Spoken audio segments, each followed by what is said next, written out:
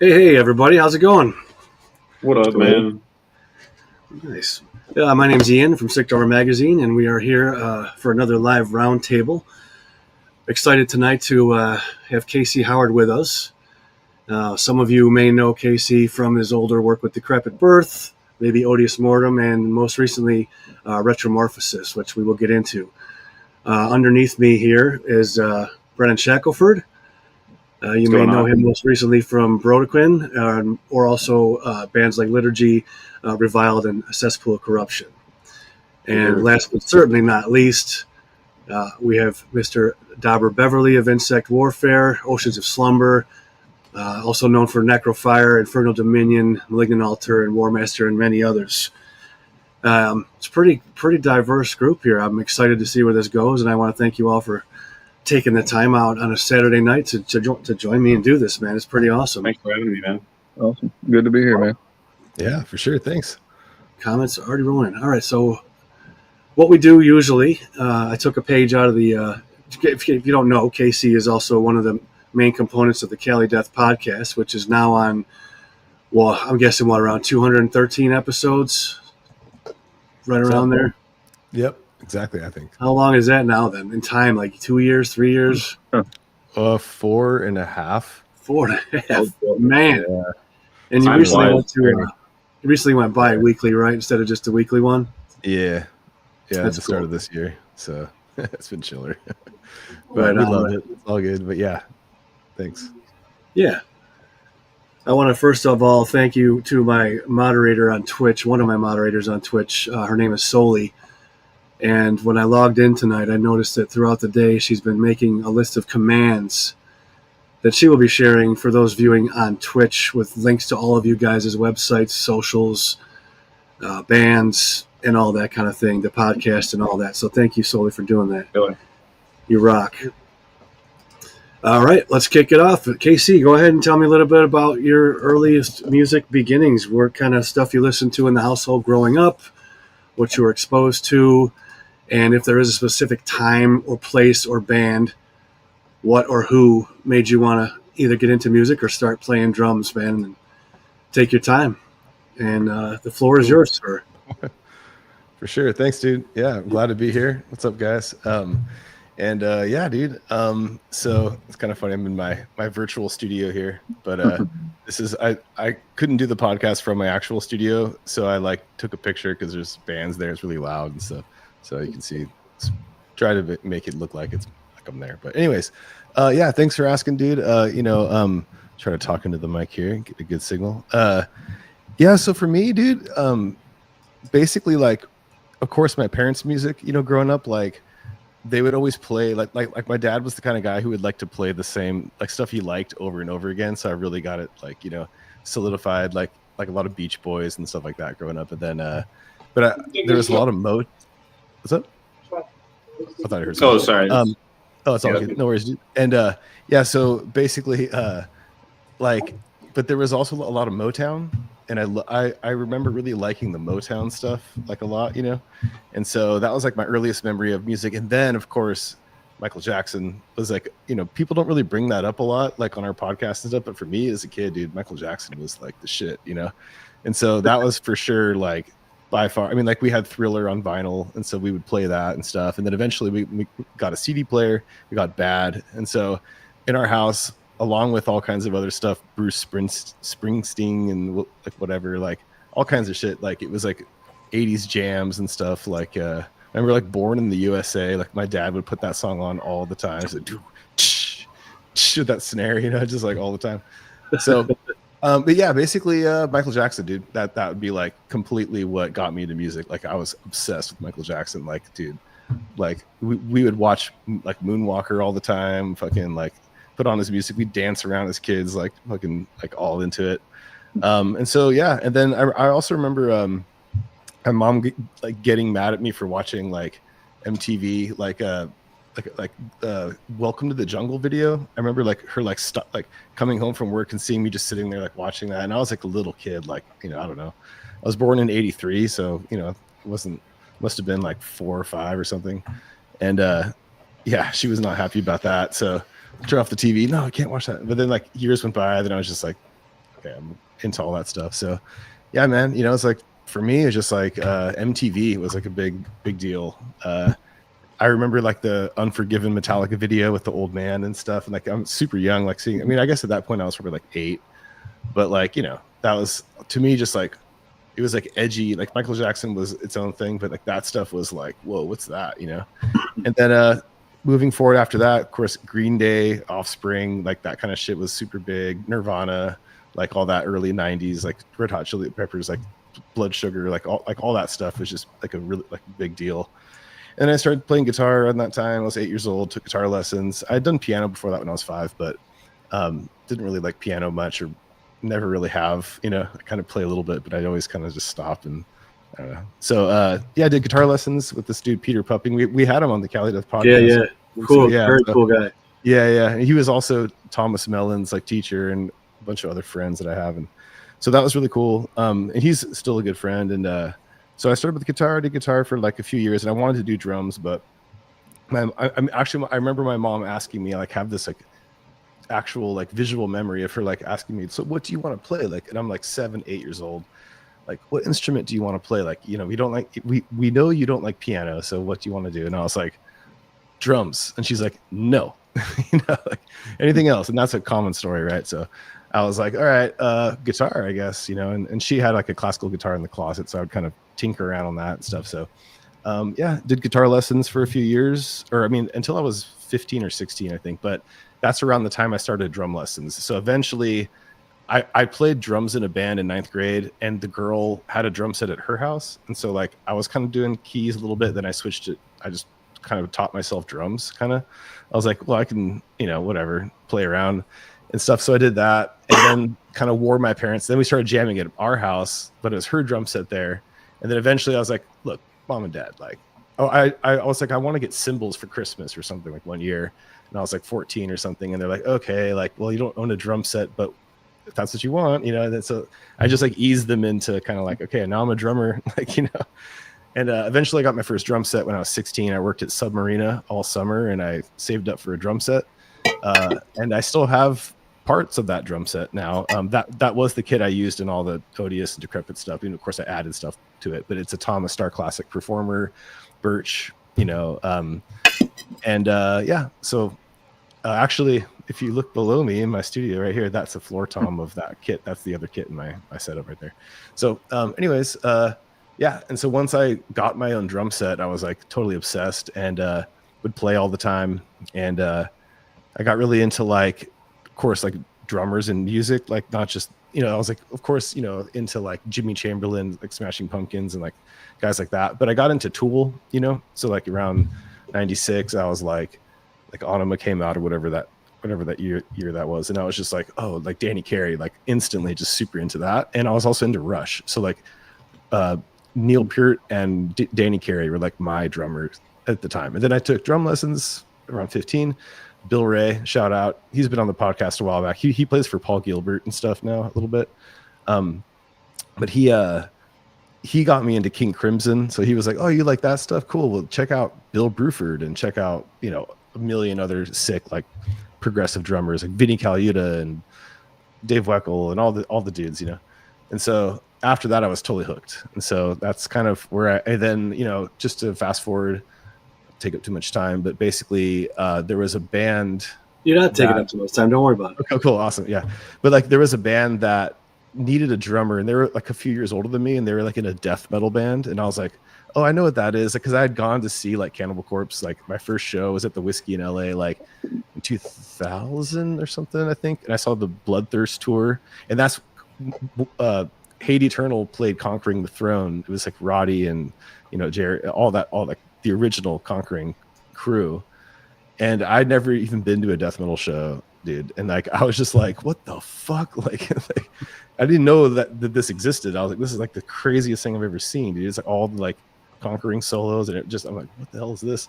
And then Cannibal Corpse killed it, so I was just like sold after that. I was like, dude, death metal's sick. And then actually I saw I was watching your other episode a little bit with Kevin Talley recent, you know, that last one, I guess it was. Yeah. Really cool. And so, and I was like, I went, I don't know if it's the same year, like a year or two later, I saw Dying Fetus with him playing at the Whiskey in LA. And and Gorguts played. I think that was the same show.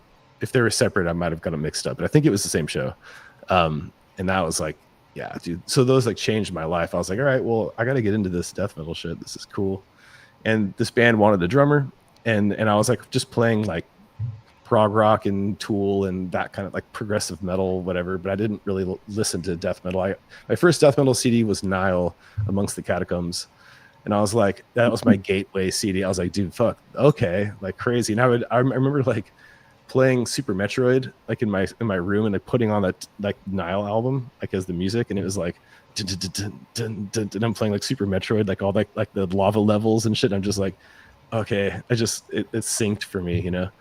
And so then after that, we were just going to metal shows. We went to like the Bloodletting 1 tour with Cephalic Carnage and Disgorge and Deeds of Flesh and Mortal Decay and like all that. So after that, I was just completely hooked on death metal pretty much, and you know, started wearing death metal shirts to high school and all that shit and pissing people off, you know.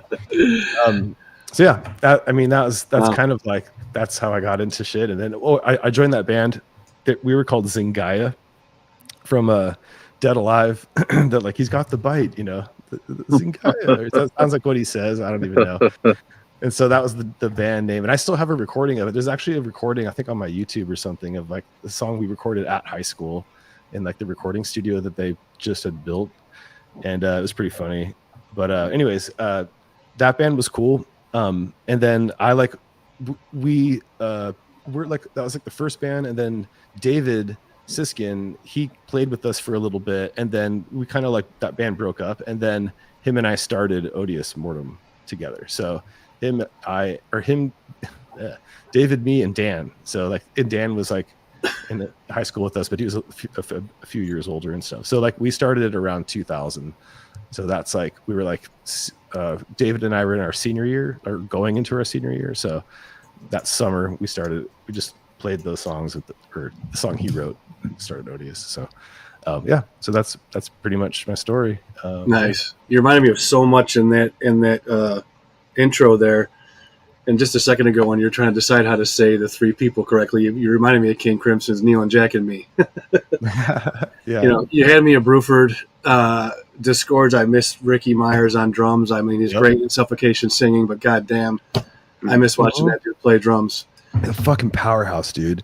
His Suffo blast, just like fuck, man. Disgorge was, I mean, obviously the professor is doing a great job like playing that stuff. All right, he's got to change that nickname, man. I'm sorry. Every time I hear it, I just keep thinking, dude, why would you pick that name? I love Joseph, but that name's taken. Diego picked it, right? I don't know, dude. You can't take Neil Peart's nickname, man.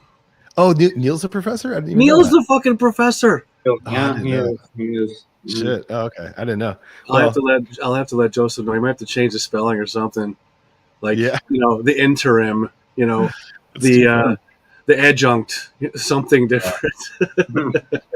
Yeah. But Disgorge really was like the way that Ricky did it was really just that like original sound, you know? He was one of the first people on our website way back in the day. Yeah. Way back in the day. Does any of you other guys have any questions about anything that might have... So when did you start jamming with Decrepit exactly? Mm-hmm. So just to make it quick, the Derek Roddy forum, I don't know if you guys ever were on that, but that was like one of the original forums I can remember ever being on, and it was like 2000, I don't know if I'm guessing 3, but like 4, at least around that time. Basically, there was Matt from Decrepit on the forum, and like In Time Begins, you know, and so once In Time Begins had just come out, I ordered that CD like from Spin Records down here in Carlsbad, and I was like, dude, like, it was basically I heard it was going to be sick, and I ordered it, and it was sick, and I still love that album, and so got that, and then like I was like, oh my god, it's the guy, you know, and so like I'm talking to him and shit, and then somehow it came up that he's doing recording or something like that, and so we went to record Devouring, the first Odious album, like with Matt, and so like I basically the way that happened is in the forum somehow I think I messaged him or something, and then I was like, hey man, like we want to record, like, and we're in San Diego, we can drive up there, we have friends, because David was already living in Santa Cruz because he was going to school there, But Dan and I were in San Diego, so we would go up to Santa Cruz and play shows. Like before that, like 2003, we would drive up there like almost every month or two and just party and play shows up there in Oakland, or go up like in the Bay or like further up. But basically we got a hold of Matt and he was down, and so we're like, cool. And so I came up, it was March of 2004, and then that's when we recorded with him, did the first Odious, and that was really fun experience. And I was like nervous to meet him. It was like really funny, and but we had a great time. And then yeah, like later that year I decided I was going to move up there, like to play this shit. And so I moved up, and then I moved to actually San Francisco first, and then eventually I moved, or like a year later I came to Santa Cruz. But I was pretty much always in Santa Cruz, so it was like this half and half thing. But we would, so it's like, you know, if people don't know, it's about like 70 miles or so. It's, you know, like it's like a little just over an hour drive. And so I would be down there, we'd be partying, and we were like friends with those guys and hanging and stuff. And then it was just like, dude, like I was like, I should try to play like a Decrepit song, you know. And I remember always trying, but I just couldn't go fast enough. Like I was just like, dude, I can't fucking get it. Was just so far away from me. I was like, fuck, what the hell? And so I just was just like, well, I'll just keep trying and keep practicing, and maybe it'll happen. I don't know. And so, yeah. And so basically, I remember like one time I was just like, hey man, like I emailed him or something, and I'm like, I had just moved up there. It was like August 2004, and I was like, I want to try it out. Like, just give me a shot, you know. Like, and I was kind of like trying to figure out the songs, and like I put everything in power tab. It was the weirdest thing. I like made up my own little language because I couldn't even do like real drum notation. I was just like, I made like measures and parts, and kind of like that meant like, it's kind of like drum tabs, like in a way, but it was my own weird little like way of doing it.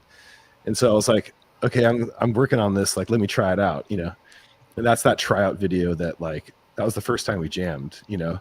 And so I had to like, I was like, okay, I'll do Prelude, fucking try it, you know.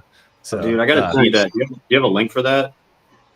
Oh, I don't know. It's on YouTube somewhere. It's just yeah. It's funny too. Every time someone says disgorge, I also confuse it with Call Ross and Disgorged here in Rochester, New York. That's when I met Dave, when he was in Disgorged. We had a jam hall next to each other in the same warehouse. Way back before he moved to Florida to join, you know, Hate Plow or Malevolent, or then onto, you know, Suffo and all that. But yeah, cool. Dobber, do you have any questions for KC or no, or anything he said there? Or no? All right, cool. No. Well, that's something to add to it. Like a crazy small world story. All right. Is that I was in Ohio at the Ohio Death Fest around 99 or 2000. I forgot which year it was. And it was the year that, because Necrophagist and Decrepit Birth kind of hit at the same time. Around the same time, it was like the demos came out. And so Onset had come out, and Steve Miller, who's an old friend, and because I used to be close with the Deeds dudes and all this, obviously the Disgorge guys, and then Derek before he played, because whenever he played with Deeds after Deprecated. Yeah. Because back in the day, California death metal and New York death metal and Texas death metal all like feuded together. And then the couple of festivals that were in the States that we could all go to, we'd all get together, and everybody would drink too much and act a fool, and then we'd all get along. But yeah, it was crazy hearing you talk about all this stuff, because we were also like existing at the same time with a bunch of this shit, which is kind of funny because Matt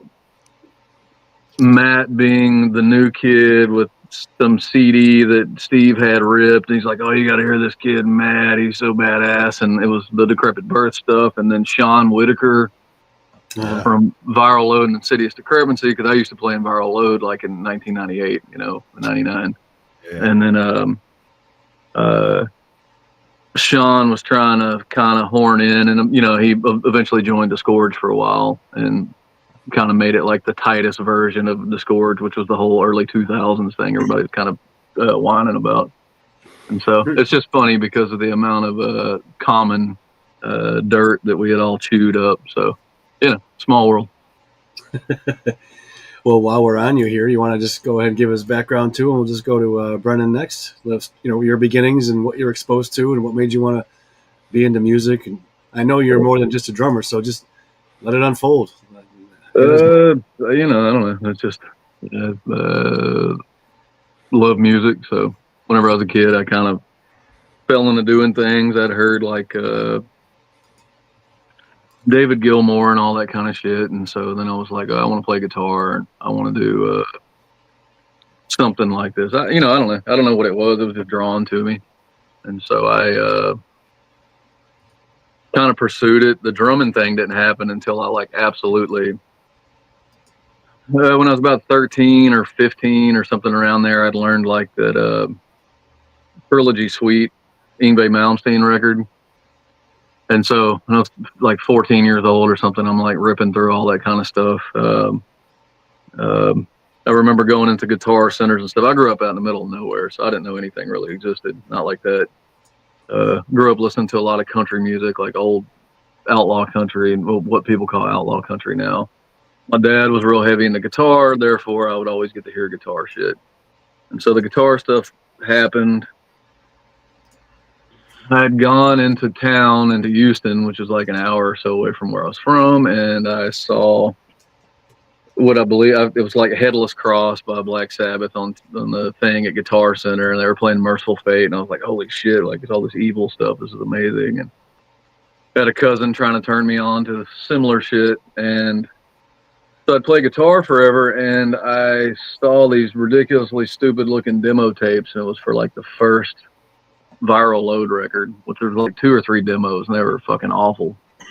But it was like these Dr. Rhythm or Alesis drum set patterns that Sean Whitaker had been making, and I was like, look, you know, you guys are out in the sticks too. Do you need a guitar player because y'all don't have any leads, and I'm a lead guitar player. I can do all this shit. And Sean was like, no, we don't need a lead guitar player, dude. We need a drummer. Can you play drums? And I was like, well, yeah, you know, not really, but yeah, sure. And he was like, can you play like Rob Belton, which is like the original drummer for Dying Fetus on the first demo? And he was like, can you play like Rob Belton? And I was like, well, I know those demos. Like, sure, like who, you know, I can figure out how to stomp and play these crude ass blast beats. Which I was wrong, obviously. It was like a lot harder than I thought it was. But I was just trying to be in a band, you know. And so then I had a business back then when I was 16, 18 years old, kind of a business my dad would always set up. And me and all my cousins, and we threw hay for a living. And so built fences, threw hay, which is like 2,000-3,000 bales a day or 2,000 bales a day, and you got a quarter a bale, and then we'd all split it. It was fucking horrendous work.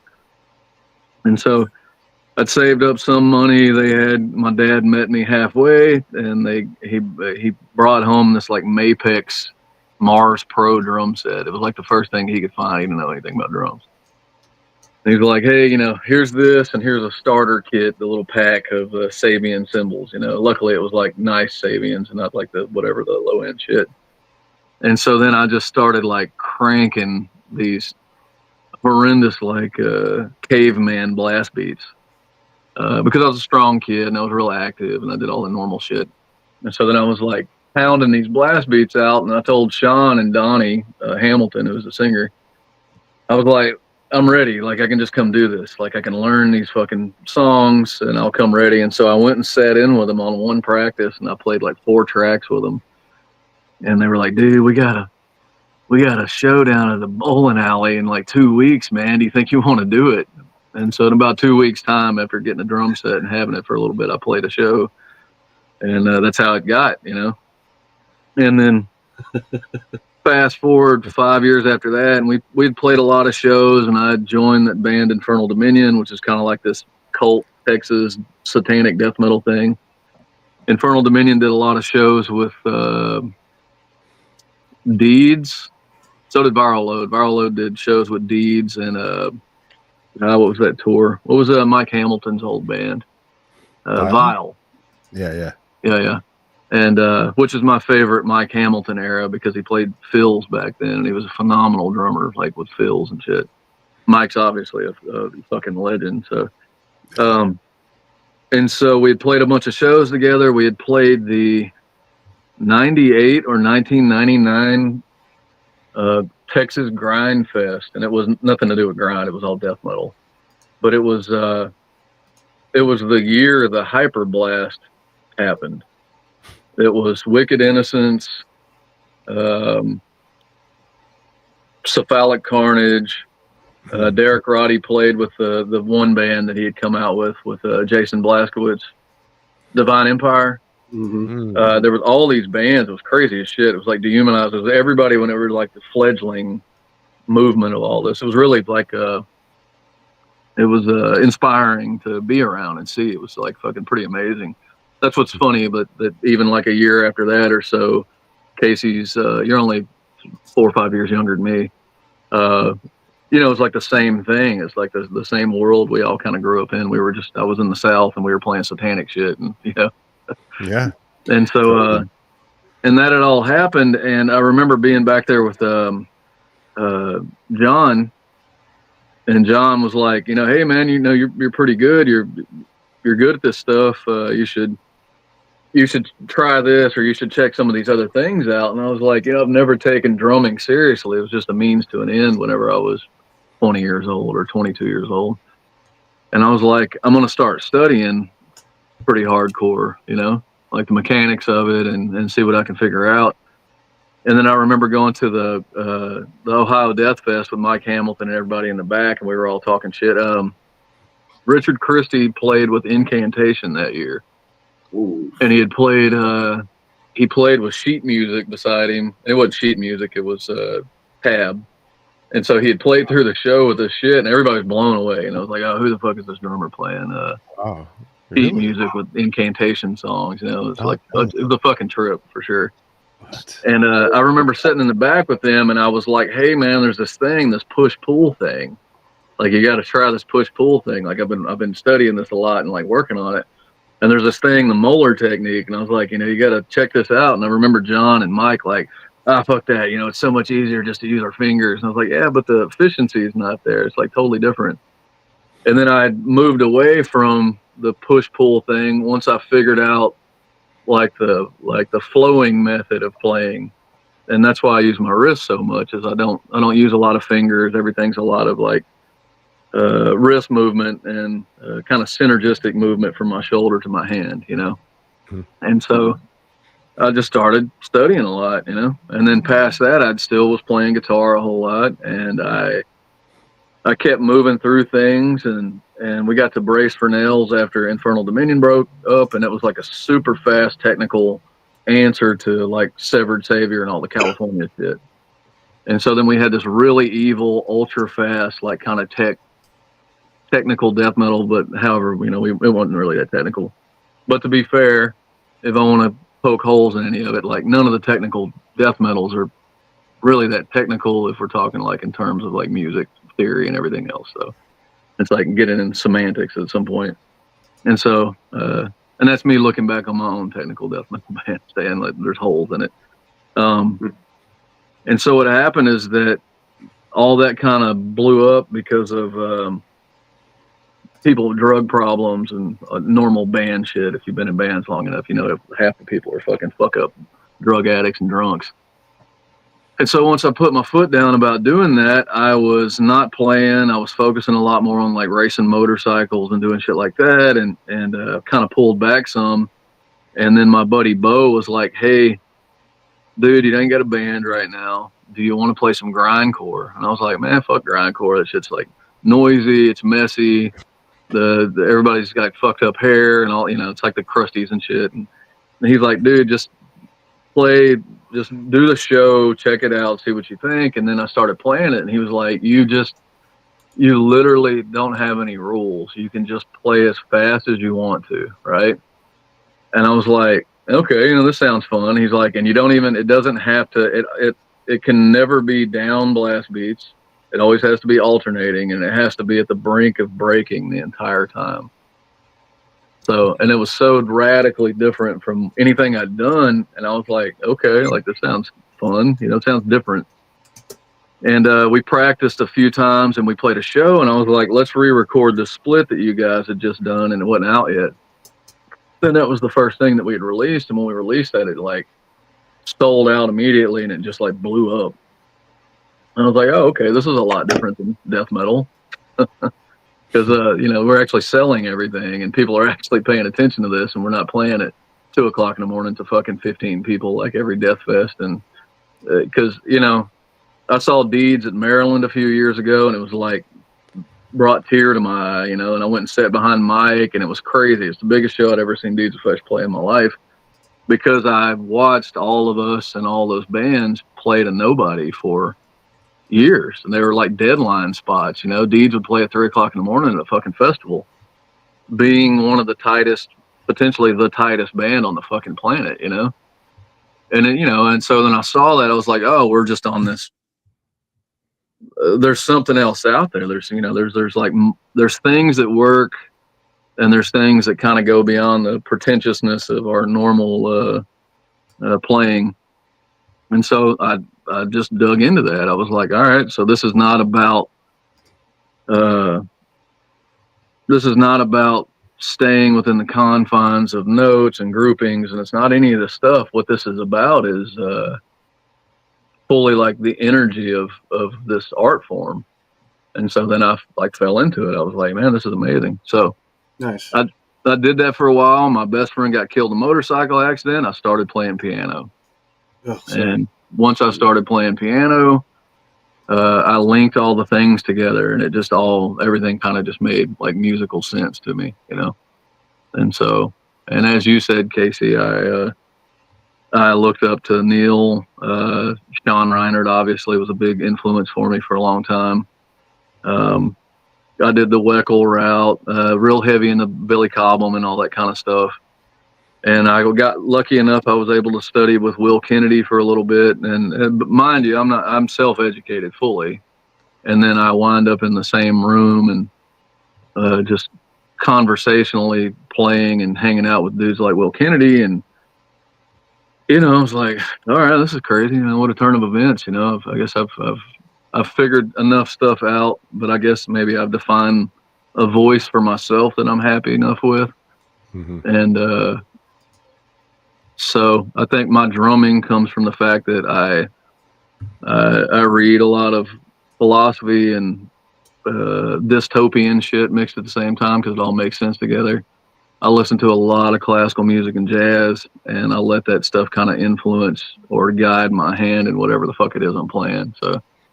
So you mentioned piano again. It's funny because Casey was like, I tried piano and then you piano. I've seen piano videos of you on your YouTube.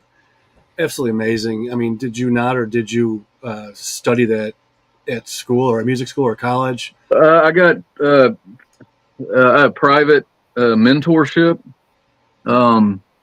In Houston, we have a few very famous Russian pianists, which the Russian school of classicism and romanticism is like my thing. Like they're like the dreadful, what do they call them?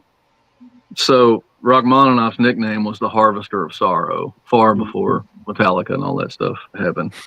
And so, and they all told stories of their lives and the pitfalls and everything, and they told it through their abilities. They were fortunate in being trained or having that kind of access to that level of school.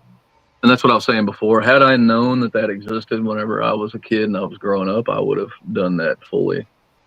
Well, so now I had to self-educate and take other routes. So I got taken under the wing of a Russian master pianist, and then was given a lot of life lessons on top of mediocrely plodding my way through playing the piano. But it's been a lifesaver for me. You can call it mediocrely, but if anybody out there hasn't seen Dobber play piano, go to his YouTube channel. There's at least one really good video on there. It's anything but mediocrity. I'm 15,000 times the pianist I was on any of that stuff. I also just gave up the idea of it's like, I don't know. The music's supposed to be caught in the wild. That's why I don't do videos that often, for me. So, right on. And it's nothing on anybody else, obviously. It's my view of it. It's like I feel, I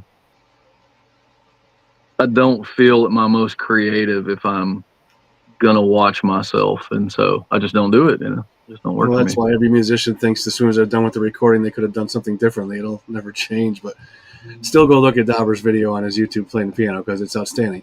I will say that that's just to say that it's different though for me because I never feel like that Good. Yeah.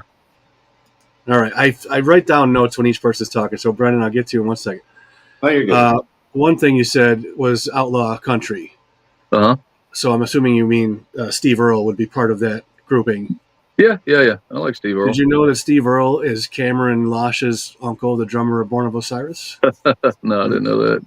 Little fun fact for you. That's cool. That's super cool. You also mentioned throwing hay. Ray from Korn also did that before school when he was a kid on the farm. Yeah. Ray Lazier. He's a bad motherfucker, too. John Merriman and Cephalic. The idea for Sick Drummer Magazine, going from just sickdrummer.com to sickdrummermagazine.com and actually having our flipping book, was born in John Merriman's kitchen from Cephalic in 2008 after a drum competition that I held in Denver finished. We had a party at his house, and that's where the magazine idea was born. I saw John a year ago. Yeah, he was just on one of our interviews with Kevin Talley and fucking Shannon Lucas. I brought all these 3 dudes that are legends back together that haven't been on in a while, and it was a really cool interview. I mean, I saw him like in the wild in Austin, Texas, like out of the fucking blue. He was in town for a conference at a bar across the road, and he's all like, "Oh, I saw some bands playing," and he comes over. He's like, "What the fuck are you doing here, dude?" And I was like, "I can ask you the same thing." A couple times tonight, you mentioned Derek. Casey's mentioned Derek. You've actually said "Hey man" a couple times, so I just got to give it a "Hey man." Piano, we talked about grind. You talked about it not making any sense, and yada yada. You probably have, but if anybody hasn't heard of the one-man solo project out of Poland called Parlamentarisk Sodomai, it's some of the sickest grind I've ever heard. So he sang for Steiner. He sang for Insect Warfare on 4 dates in England whenever our singer quit before we left. Wow. Like he flew over to do the dates, and I haven't seen him since, so it's pretty wild. He's fucking intense and talented as shit. Yeah. All right. Brennan, give us the rundown. Give us a little bit about where you're from. I actually had a couple questions. Oh, yeah, sorry. One, who was talking about the... Uh-oh. Yeah, you're both. Oh, yeah, well, I one thing, though, I had a couple questions for Dobber. So the push-pull thing you're talking about, who was that was talking about it again? Oh, I was talking to John Merriman and Mike Hamilton, probably about 2000, 2001. Yeah. And I was trying to explain the fulcrum, and I was like, yeah, but, I think that you could, I think this could make these movements a little more efficient.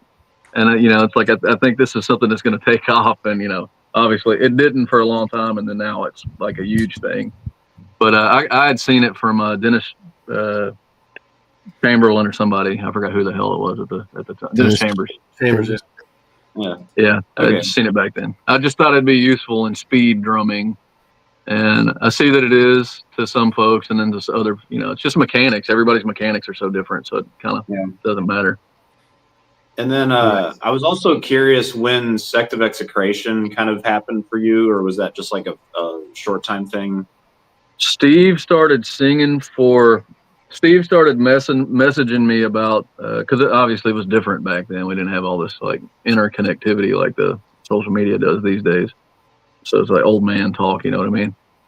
The other 2 guys understand it. You guys are older men. So there was a time period whenever you could maybe MySpace was kicking back then, and Steve was a kid. He was like fucking 18 or 17 years old. And he said, I'm in the super evil shit. I'm in the super this and that. And he had Malthusia, I guess it was at the time. And Malthusia had played that grind fest in Dallas I was talking about at Trees or Deep Ellum Live. And Steve had to get dropped off by his mom. And I was like, yeah, I remember you, man. He's like, well, I know that Infernal Dominion needs a singer. I'll sing for the band if you'll drum for Sect of Execration. And I was like, oh, sounds whatever. Sounds cool. And then he said, I'm also going to school at Dallas Sound Arts. And he was so stoked about that. And it was Stevie Ray Vaughan and everybody had tracked there. I think Pantera had tracked there. and they had this 96 input SSL. Also a studio engineer. I've been doing engineering work forever. They had this huge SSL and all the shit, the bells and whistles, but it was a student ran thing. And so we did those couple of tracks off the Blasphemy, whatever the record's called. Yeah.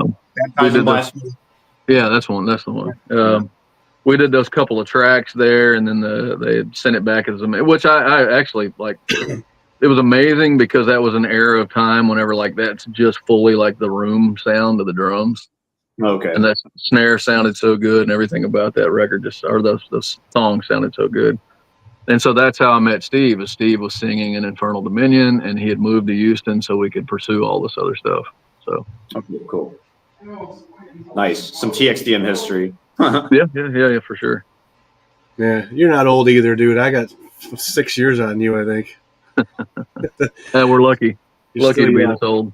Casey, did you have any questions for Dobber out of that monologue there? Oh, that's really cool, man. Yeah, just kind of interested in like what you're talking about, like jazz drummers, and you brought up Billy Cobham, which that was really cool and stuff. And I think like it's really important, like how it's kind of to some people obvious. We're on Sick Drummer podcast right now. It's like that so many other drummers influence us, except for like to play death metal. Like it's like even thinking of like Sean Reiner, it's like, dude, like that dude is like to me like the Vinnie Colaiuta of death metal. You know, it's like for sure, do everything. So like, I guess my question would be, like, what are your favorite jazz drummers? Because you kind of mentioned jazz a little bit.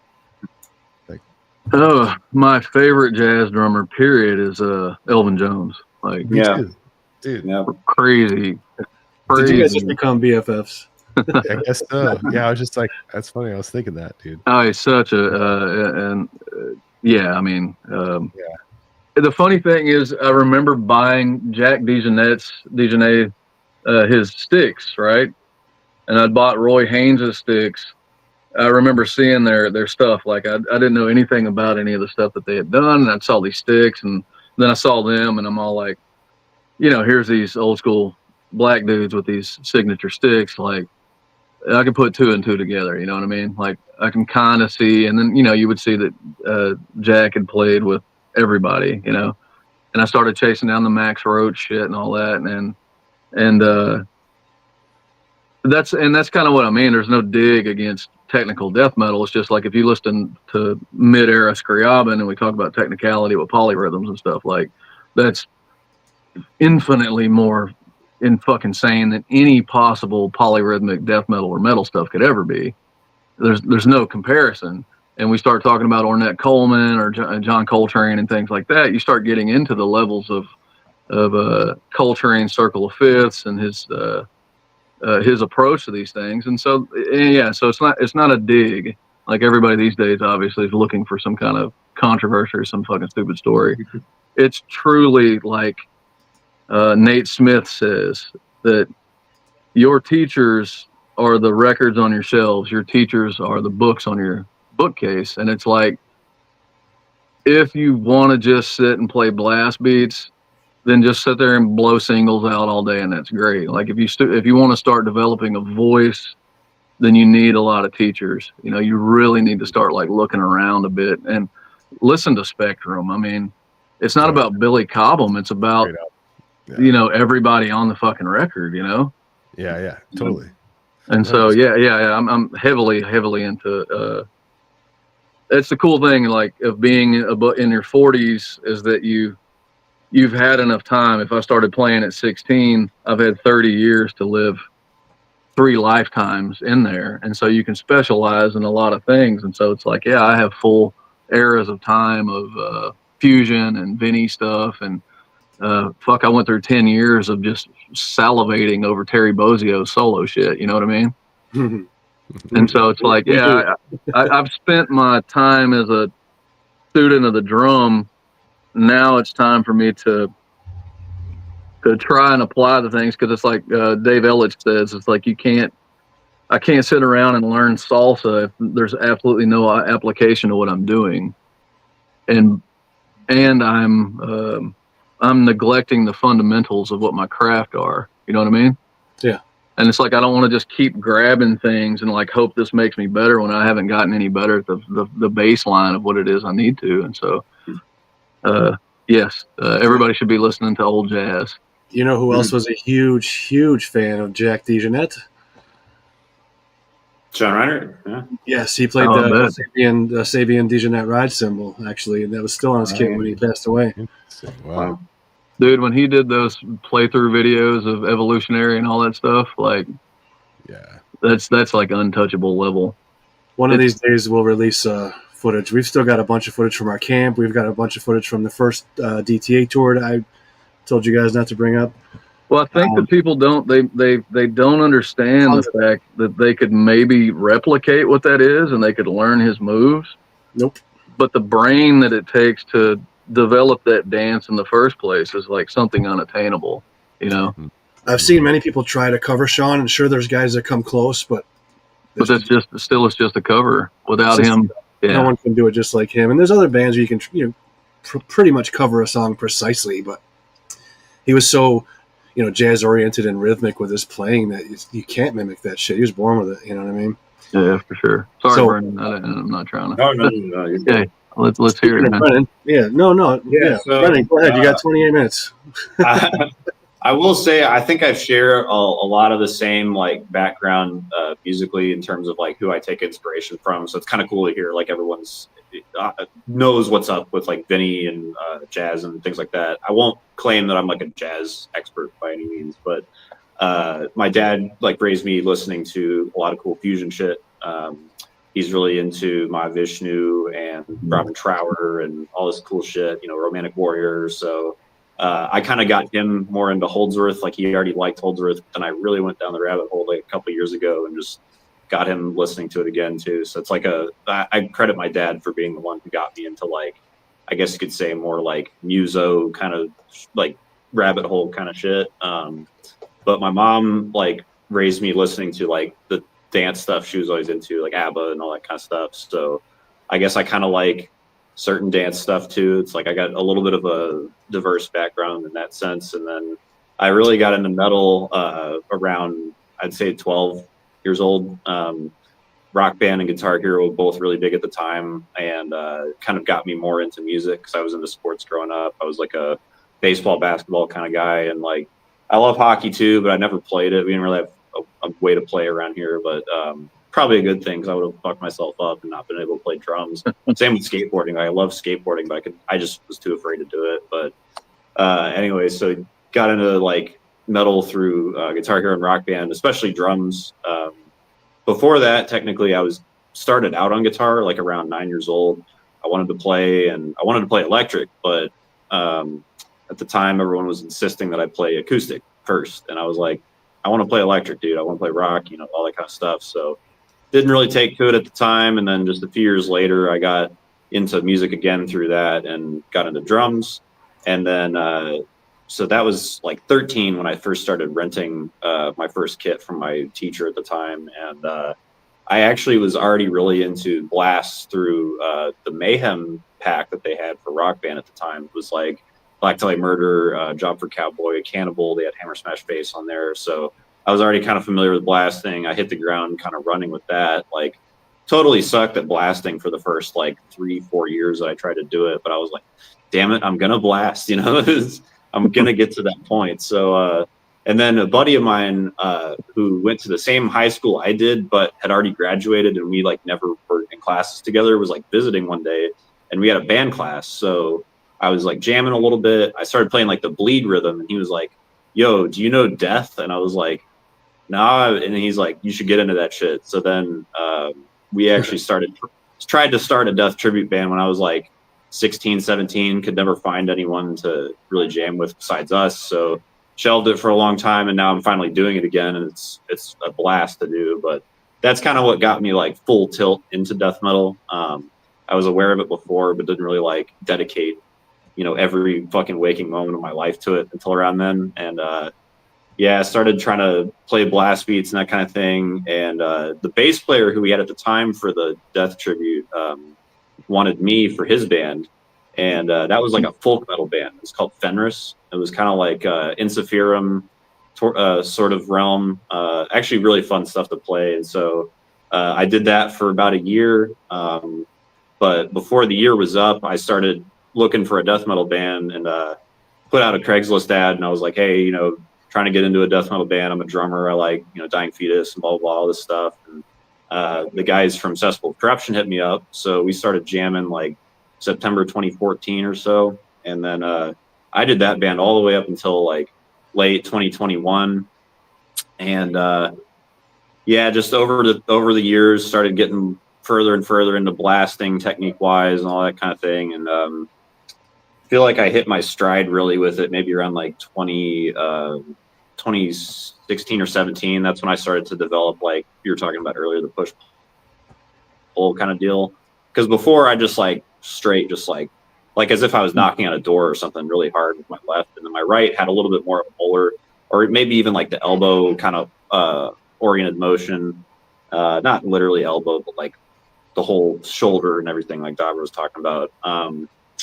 So anyway, that kind of led to me getting more into like brutal death metal, kind of like Disgorge, Deeds, all that kind of thing. Wanted to start a brutal death metal band, so I did with my buddy Skylar, Reviled. We started that in 2017, thereabout, and then got with this guy Austin, who was in Deflowered, Herniated, a few other bands. Really great riffers, so we started jamming, and that led us up to trying to put out our first demo in like March 2018. We did that for a few months, and then we actually went on a hiatus kind of unintentionally for a while there. And then I had been kind of in touch with Jamie and, well, not Mike yet from Broadicam, but Jamie for sure, because he signed Reviled to Unmatched Brutality, his label. And then I guess they started looking for a drummer to replace Jan, because he was in the Netherlands and they were in Knoxville, Tennessee. So it was conflict of interest. And this was probably 2020, like June or July, somewhere in there. And Jan messages me and he's like, hey, Jamie and Mike are going to hit you up in like a week and ask you to join. And I was like, yo, what? So I had to like step my shit up, and I sat there and like hit the pad for, 2 weeks straight, and was just like, holy shit, I got to get 280 down. Like, because the whole album they sent, it was like written at the time. They sent it to me and it was at 280, and I was freaking out. I was like, I almost can't even do this. And almost can't even do it. Almost can't even do it. Like I'm getting through like 30 seconds at a time and like burning out. Like I could do it for a little bit of time, but it took a long time for me to get the endurance for that shit. So but I guess there was that anxiety of like, holy shit, can I do this? So I had to really fucking bust ass and like get to the point where even if I drop off the blast for a second, I can get it back. Like it might fall out for a second, but okay, now we're back, kind of thing. So that was a trip, actually, being asked to do that, because I was already a fan of the band, and like that was a band that I used. I would like practice those songs to try and get faster for Reviled. So it was like the inspiration kind of just fed back into itself, if that makes sense. And then did the Harbinger of Woe album. I think I recorded that 2022, like the summer, July. It was hot as shit. Yeah, so that was cool. And then speaking of the liturgy thing that got mentioned earlier, so we have a new album recorded instrumentally. I did that one about a year ago now. It was like January of last year. So it's kind of just in limbo while Jamie and Mike get the lyrics, or Jamie and Maddie, sorry, get the lyrics figured out, vocals, patterns, all that. So that's just waiting to come out. I'm Maddie actually Way happy. On that. Well, was that? That's Maddie Way, right? Yeah, Maddie Way. Mm-hmm. Yeah. I'm really stoked for that one. That actually I think came out better than the Brodican album did on a few levels. Like the material is great. Mike's riffs are awesome. He tuned down a half step, so he's in B flat on that, and has like a Morbid Angel vibe on a lot of parts because of that. And then I'm just happier with my drum tones and performance and everything. So yeah, I guess that's where we are now. I'm doing the Death Tribute here and there for fun, like at home, and just getting ready to write more Brodican pretty soon. So nice. How many songs off Human are on your set list, if any? There's like 4 right now. We're trying to add a 5th. So because I'm Human's my favorite album, followed by Individual Thought Patterns. So I'm big on that. I think so. We got Flattening, Suicide Machine, Together as One. We're about to get Secret Face in the set, and we got Lack.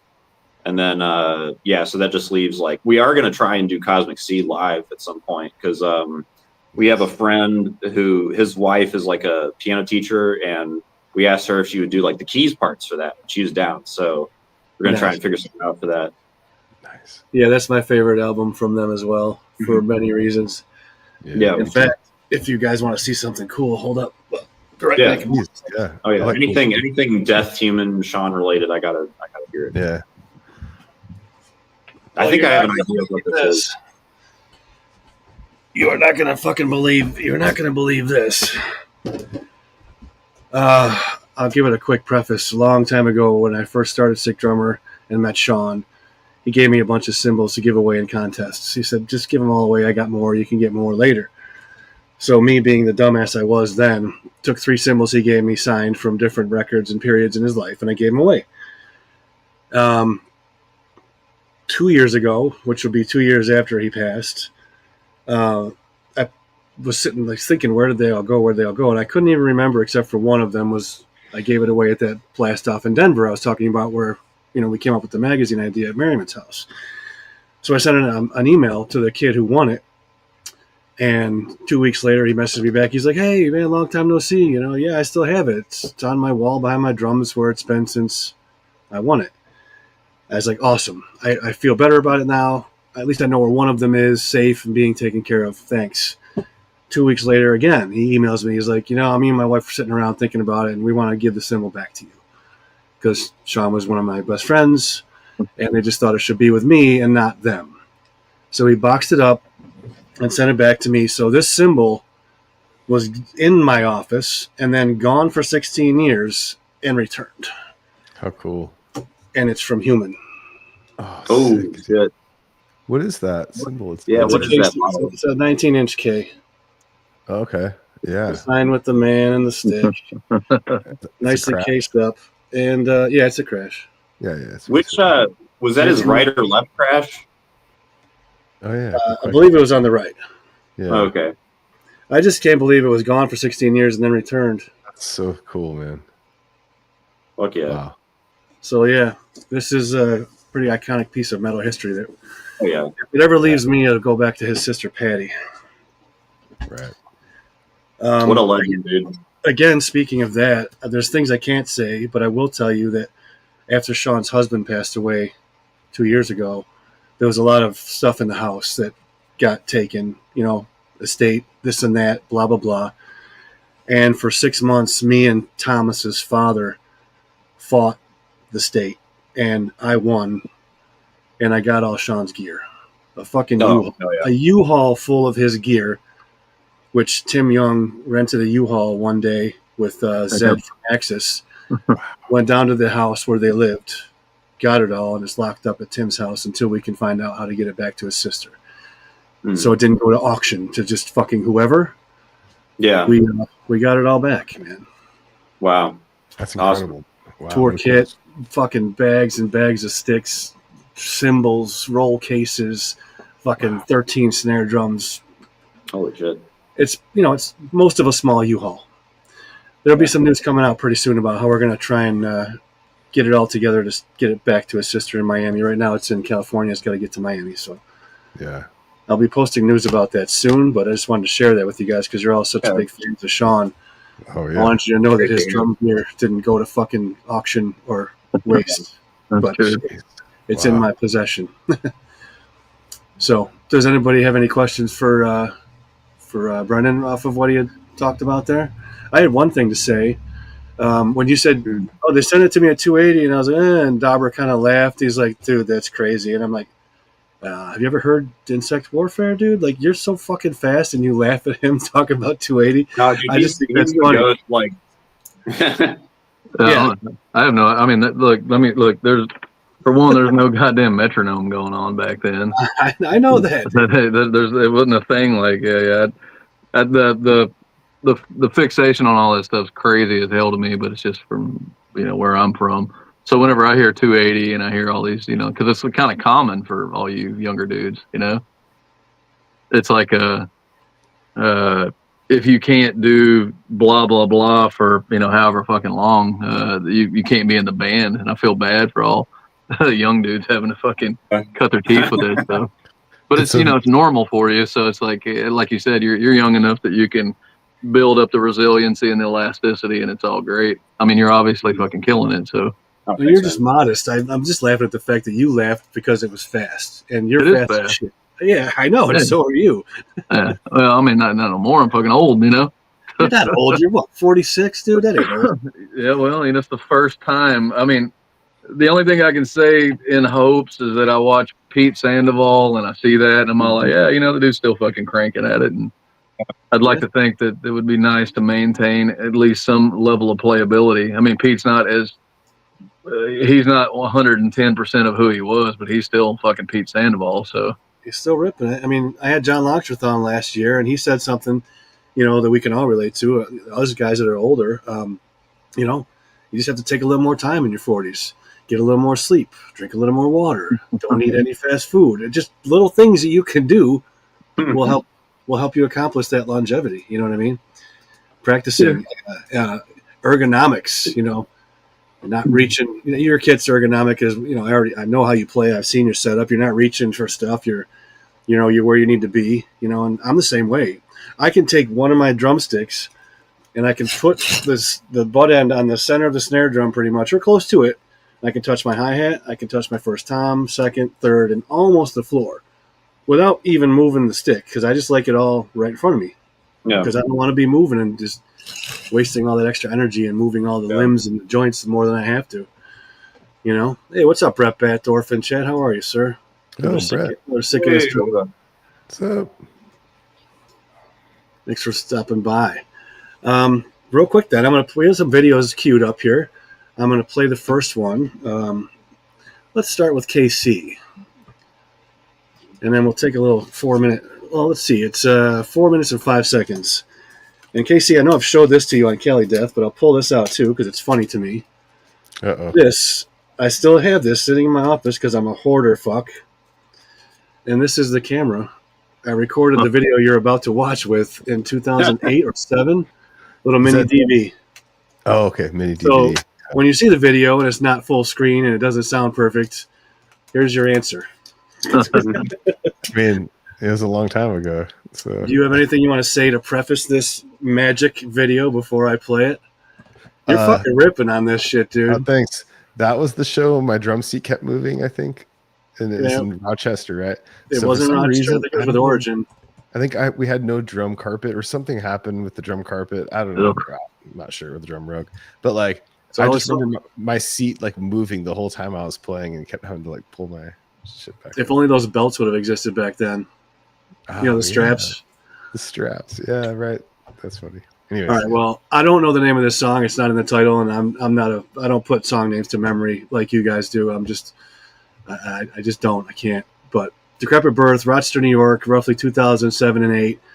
KC with his long ass hair, skinny ass legs, ripping the shit out of this kit. The Penny Arcade, which is closed, and I believe this was with Origin. I think there was a show with Origin.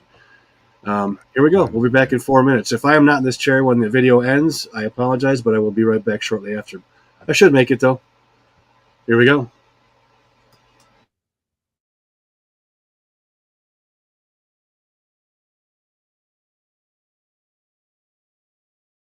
I gotta stop it. Look at that cheesy fucking intro. The crappy text, real slow. Anyway, you're. By the way, when I play a video, you're all going to be automatically muted. So if you have to say something or sneeze or cough, don't worry about it. All right? Here we go.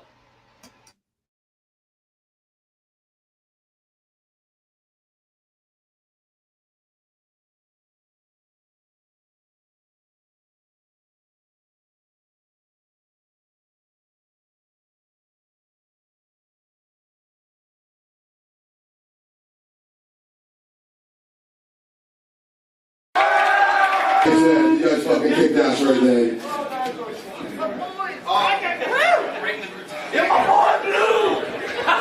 Alright, this is a fucking song about how fucking we've just been duped by the whole fucking system of everything. This song is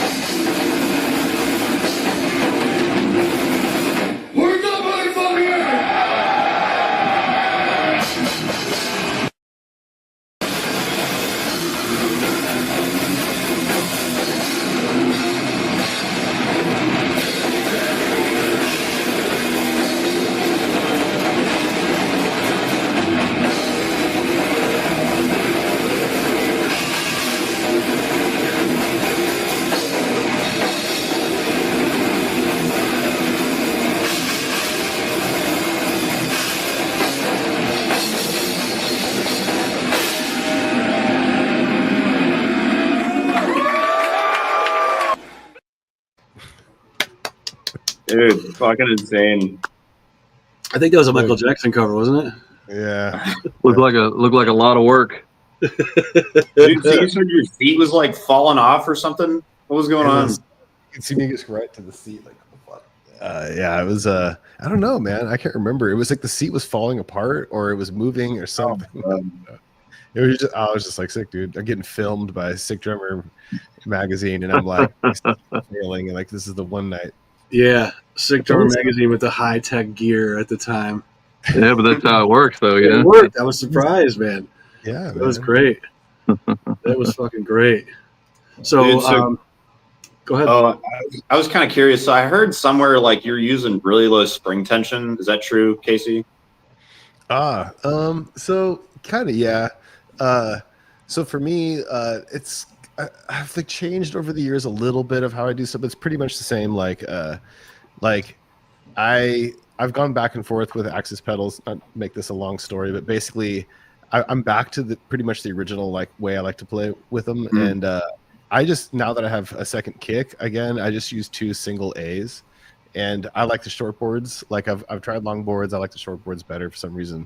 And I like using DW beaters because I like having more like response from, or like weight from the, it's like a stick with heavier like top weight kind of thing. And so, yeah, basically the spring tension is not like super light though. It's like, but like I know like a lot of guys go the opposite. Like they crank the springs and then they have like light beaters, you know. Like I tried playing Joe Howard's like drums, like, you know, Narcotic Wasteland when I was out in Denver, and like last year, and I was like, I couldn't even fucking and even Joseph's drum, like they have this like longboards with super tight tension and then these really light beaters, and for me it's like the opposite of like what I like, you know. Yeah. But that's, they shred the shit out of those. I think that the benefit of the high tension is like once you get going, it's really even. It's like once you get that momentum, it's just like it's like a machine gun. But I don't know. I'd rather like, I don't know, get the response from the beater weight, and then like, but yeah. So it's not like super light tension like spring tension is. I would say it's probably like medium, maybe medium light. Okay. But I don't know where I heard that, but someone was saying like that you were almost having to like throw the pedal to get the rebound more than like it rebounding on its own, if that makes sense. Like just some hearsay in the comments somewhere, but I guess there's some truth to it. I'm not sure I quite understand the like because I guess with a lighter spring tension, what you're having to do is like not only get out of the way of the pedal, but like also kind of bring it back to the head a little more than if you were using like a higher spring tension type shit. Like if it's almost like using a deflated basketball versus like a really inflated one, you know. That's a good comparison. I don't know that. But I just like the beater weight, like having more. I guess it makes it feel more like a regular pedal or like a because the Axis is. It's a whole different thing. Yeah, it's hugely different. I tried Axis, of course. They sent me them to review them and whatnot. And I've known them for years, and I finally got a pair. And I'm coming from, you know, Iron Cobras, which I still use. I'm not a double bass guy. I never really was, but I was in a couple bands where I was doing like, you know, 220, 230 tops. And that is fast. I did Axis. You know what I mean? I tried them, and I could never, maybe I could have if I gave it longer time, but it frustrated me to the point of I just gave up because I was older in life, and I could never get that feel that I want for the rebound that you're talking about. Like I do a lot of single foot rolls, you know, like triplets, like, you know, bass, snare, like type of thing. And I could never get that with the Axis pedal, no matter how hard I tried with it. Just wouldn't do it for me. Casey, you have a good, like a tuned kick, like you like hearing your bass drum sound? Yeah, kind of. Like lately what I've been doing, which is kind of different, is I use just like I've been using the Evans like heavyweight, you know, kicks or whatever. They're like the, I guess, thickest ply, but it's like a single ply, so it's not a double ply, whatever, or double, you know, or double. Yeah. So basically, I just use those, and then I use the Remo like dampening rings, like on the batter head and on the resonant head, and I use whatever on the resonant head doesn't really matter, just changed out. I have like DW ones on there or something like that. And so I don't have anything inside the kick drum, just that. And I do that on my Tama kit too. And I like that tone, and I don't really tune it to a certain tune. I've used drum dials and like different things before and tried it, and I started like losing my mind. And I just like I like just tuning by the ear, dude. I just like the drum sounds good at like it's almost like I like it out of tune, Well, what I'm asking about is because if you're saying you have a heavy beater and these things, then it feels like somebody who's like listening for the earth of the bass drum versus somebody that's like a light beater and everything about it. But like for being ultra fast is something completely different whenever you're like actually trying to have the interaction of the bass drum with your playing, Totally, dude. Yeah, no, for sure. I mean, I love that like tunnel, like I mean, for me, like when I first sat down on the DW kit at like Guitar Center in like the 90s or whatever it was, and I was just like the kick drum, I was like, dude, yeah, like that's how I want the kick to sound, So I don't know.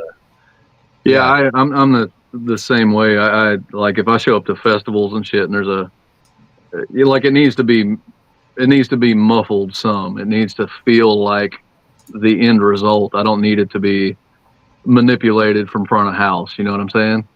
Right. And so there's a lot of times it's like if I'm lucky enough to play and I can hook the trigger up because it's the easiest way to basically zero out issues at front of house is having a fucking trigger sent, because you can't trust every house engineer to be good at a blend or a fully acoustic kick or anything like that.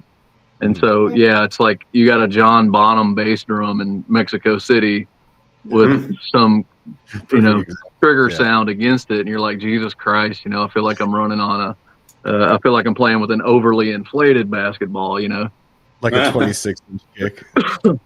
Oh, it's happened way too many times to where you're like, oh, great. Something that I did in front of house. I found out that's kind of funny in case you ever encounter it is that the rolling trigger will trigger off an EMAD. Oh, yeah. Yeah, and it's like I had to play some thing, and they were like, you can absolutely not mess with any part of the drum set. It's really weird, because it's like a specialty festival, but you can't like do your thing at the specialty festival. And so I was like, all right, well, like some of the parts in some of these ocean songs, only because I have to know because of the click tempo, because there's tracks and shit, is that some of those parts are at like 260 and they're really fast double bass sections. And it's all like, well, I have to know that, but I also have to be able to monitor myself, and not kill myself trying to hammer that. And so, I had to hook up to the little ring on the EMAD, and it was triggering like 98% good. So I was like, this is cool. That's I don't understand. Sorry. So the EMAD like is that little strip? That hoop? Yeah. Okay. The plastic hoop on the outside that transfers enough through that I was able to trigger the hoop. Mad. God. Yeah. Which I never thought that. I'd seen people trigger the hoop. Crazy. Cut pilot holes. I've seen people do all kinds of shit like that. So I was like kind of mystified by it. Huh. The Aquarian like super kick too is great because the muffling's on the inside, so that was like never an issue. And that's like the one head that I don't use like an Evans head is that one, because the EMAD was just like, I guess technically it doesn't matter now. I use like the on triggers just on my pedals, so I can use whatever. I use the Axis E kits. Yeah, everyone's like, that's why I started using on triggers. Exactly. Like also because backlines, you never know what you're gonna get, so like. It's always better to be able to have the control over your triggering to the fullest extent, pretty much with like pedal mounted. Do you guys ever use? Go ahead. Go ahead. I was just gonna say, if you guys ever use the trigger, in the very beginning I used the Trigger Perfect ones, like yellow, and they're like pedal mounted ones. They're kind of solid, or no, those were kick drum mounted. Oh yeah. But they were like. And then it was before Ddrum or any of that stuff way before Roland triggers and stuff. I remember Ddrum was the first ones I ever saw. Oh really? Yeah, maybe it was they're already out. Just before I was exposed to them, but yeah. I'll have to look at that too. I haven't had any luck with the on trigger or the pedal trigger, but it's I guess I like bury too much. You know what I mean? Yeah, so, that was one thing. I had to undo that habit when I started using those, because if you bury your left beater while you're playing your right, the right one will set the left off because it's sending the beater back just far enough. It's fucking dumb, dude. The bass will set those off sometimes too. Like, you guys ever had that? I've never had that. Bass. That's really back in the day. Yeah, he knows. Yeah, he's like, dude. I mean, it was. I remember that. Give a shout out too to Angel Cotes in chat. Demolition Hammer. Oh yeah. Hell yeah. Another killer player. Ripper for sure. Thanks for joining us. Appreciate it. I think the first person that showed me the rolling triggers was Longstreth, and I think he gave me one. Like, I just remember that he just gave me one. He's like, he want one. I was like, okay. Yeah, and during your video, there was a question from somebody. Is like, is that a young Paul Ryan in the camera there? I'm like, yeah, because that was a show with Origin.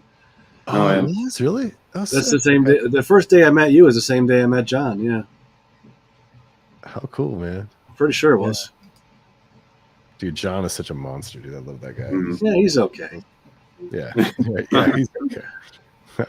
Yeah, Angel's back. Trigger Perfect was a cheaper alternative to Ddrum. Yeah. Oh man, they sucked. I thought they sucked so bad. I remember fighting those things. The one that stuck on the head, wasn't it? Trigger Perfect. Yeah, dude. They're like yellow. Maybe there's different colors, but it like the trigger part, like, and you could like kind of adjust that. Like you could like, yeah, it didn't last long. Yeah, I did that. I recorded the first Odious with those things, dude. And then oh shit! Finally, I got the Axis E kits when those came out or whatever that was, like around that year. And I remember like Coleus was like, yeah, dude, the Axis E kits, and I was like, oh shit. And then I got them, and I was like, whoa, this thing's fucking. Yeah, this looks super cool. I transitioned out of Axis pedals. Oh yeah. Before I could do that. But like you were saying, Brennan, I for me, it's like if that piece of gear was going to make me have to change something, then that ain't happening. Like, yeah, no, I get that. I think that unlearning that habit of burying the beater actually helped me though in the long run, because like to me, you get a more open kick sound if you actually are playing on acoustic kick, like when you're not burying it anyway. It also makes it just lower effort for me personally, because I didn't realize how much energy I was using just like burying the beater. But by being able to take your foot off and like kind of rest them on the pedals, sure, like it's not like you're taking your feet completely off, but like you kind of get to the point where you can just quickly like get on and off, like almost like the Roddy method where he's talking about like it's about getting off the pedal rather than getting on it, you know, for the fast shit especially. Like something it helped me, I think, over for sure. Oh, it's come such a long way, man. It's such a long, like Dave Colross, he would just sit on the front of that throne, and he would explain it like he's running it down the street. You know, that's how he played. Yeah. Such a monster, dude. Yeah. I miss those days, but I love what's happened. I love watching people do the doubles, and you know, it's wild to see how fast it's accelerated and what these younger kids now are learning from, and the technology and the gear that's advanced, the speeds they can reach. Now, I'm not saying that's a good thing, and you shouldn't start with like AC/DC and master that before you do all this other crazy stuff. But it's wild just to watch some of the speeds these people can reach on these new pedals. And I've tried a lot of different triggers, even though I'm not a trigger guy. And some of my favorites were the trick laser triggers. Man, those are wild. That's the fucking coolest invention as far as triggers go, like bar none. Laser, that's sick. I'm not familiar. Tell me about it. I played them the year they came out at NAMM at the booth, and I was like, holy shit, it's just instantaneous perfection, you know what I mean? Yeah. Laser? I think it was something to do with like, almost like a motion detection kind of almost like a garage door kind of sensor in a sense. Like there's a laser on the bottom foot plate where it connects to the rim and it shoots up, and it's perfect. So when you get to like where like on the lined up or whatever. Yeah, you can like line up it's just same thing as like he was saying, a garage door thing. It's like you can align where the cross point is, but it seems like, you know, I've never like played with them, but to me it seems like something that could go wrong at the wrong. I was gonna say, what could go wrong? Like, you know, with the stage lights, it can. I heard. Yeah. I mean that sucks. That's funny. Okay, light guy, no blue tonight. Yeah.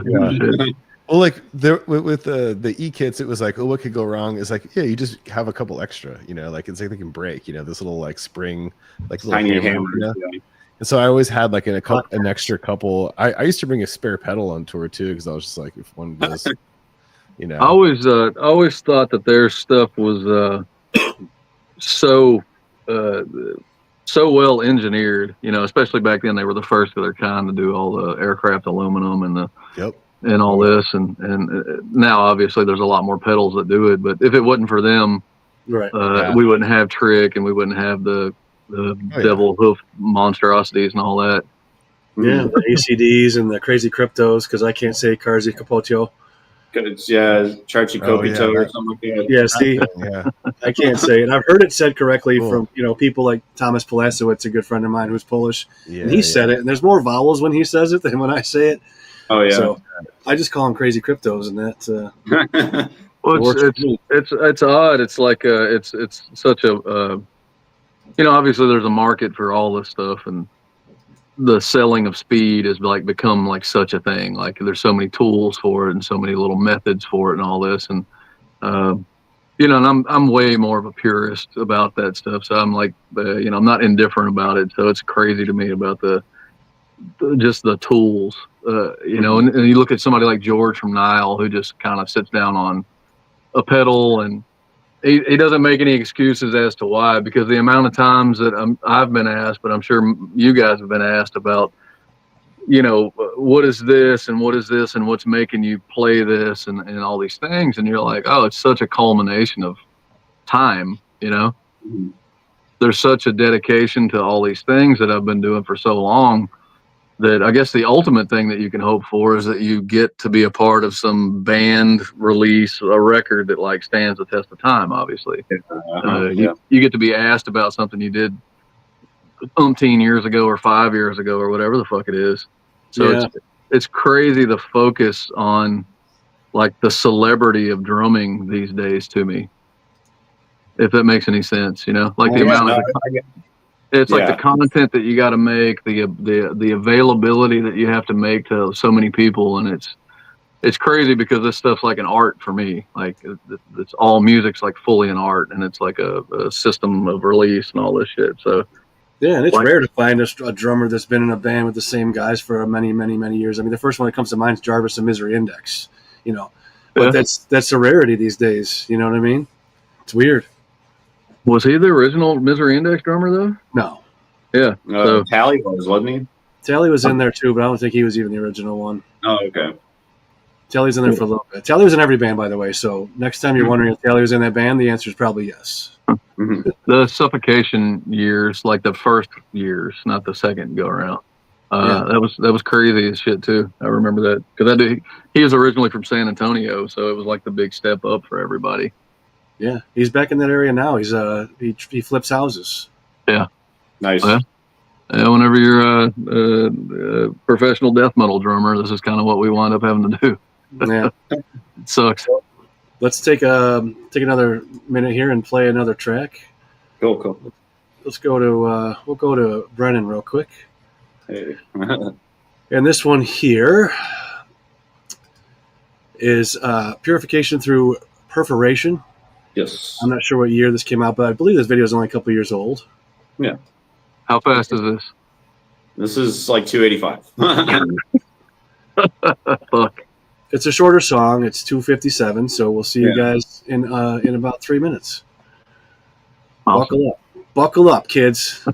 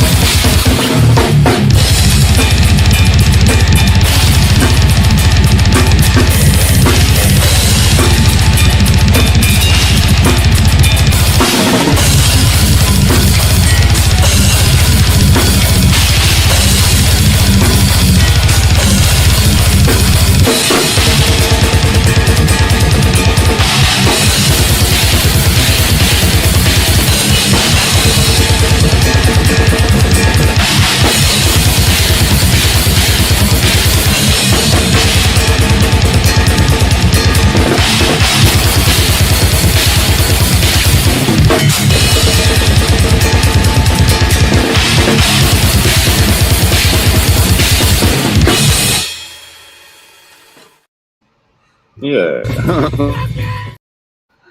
That was a lot, man. Relentless. Burner. That one hurt. Relentless. Kills me how relaxed you guys look when you're going that fast with your feet, and like there's just barely moving.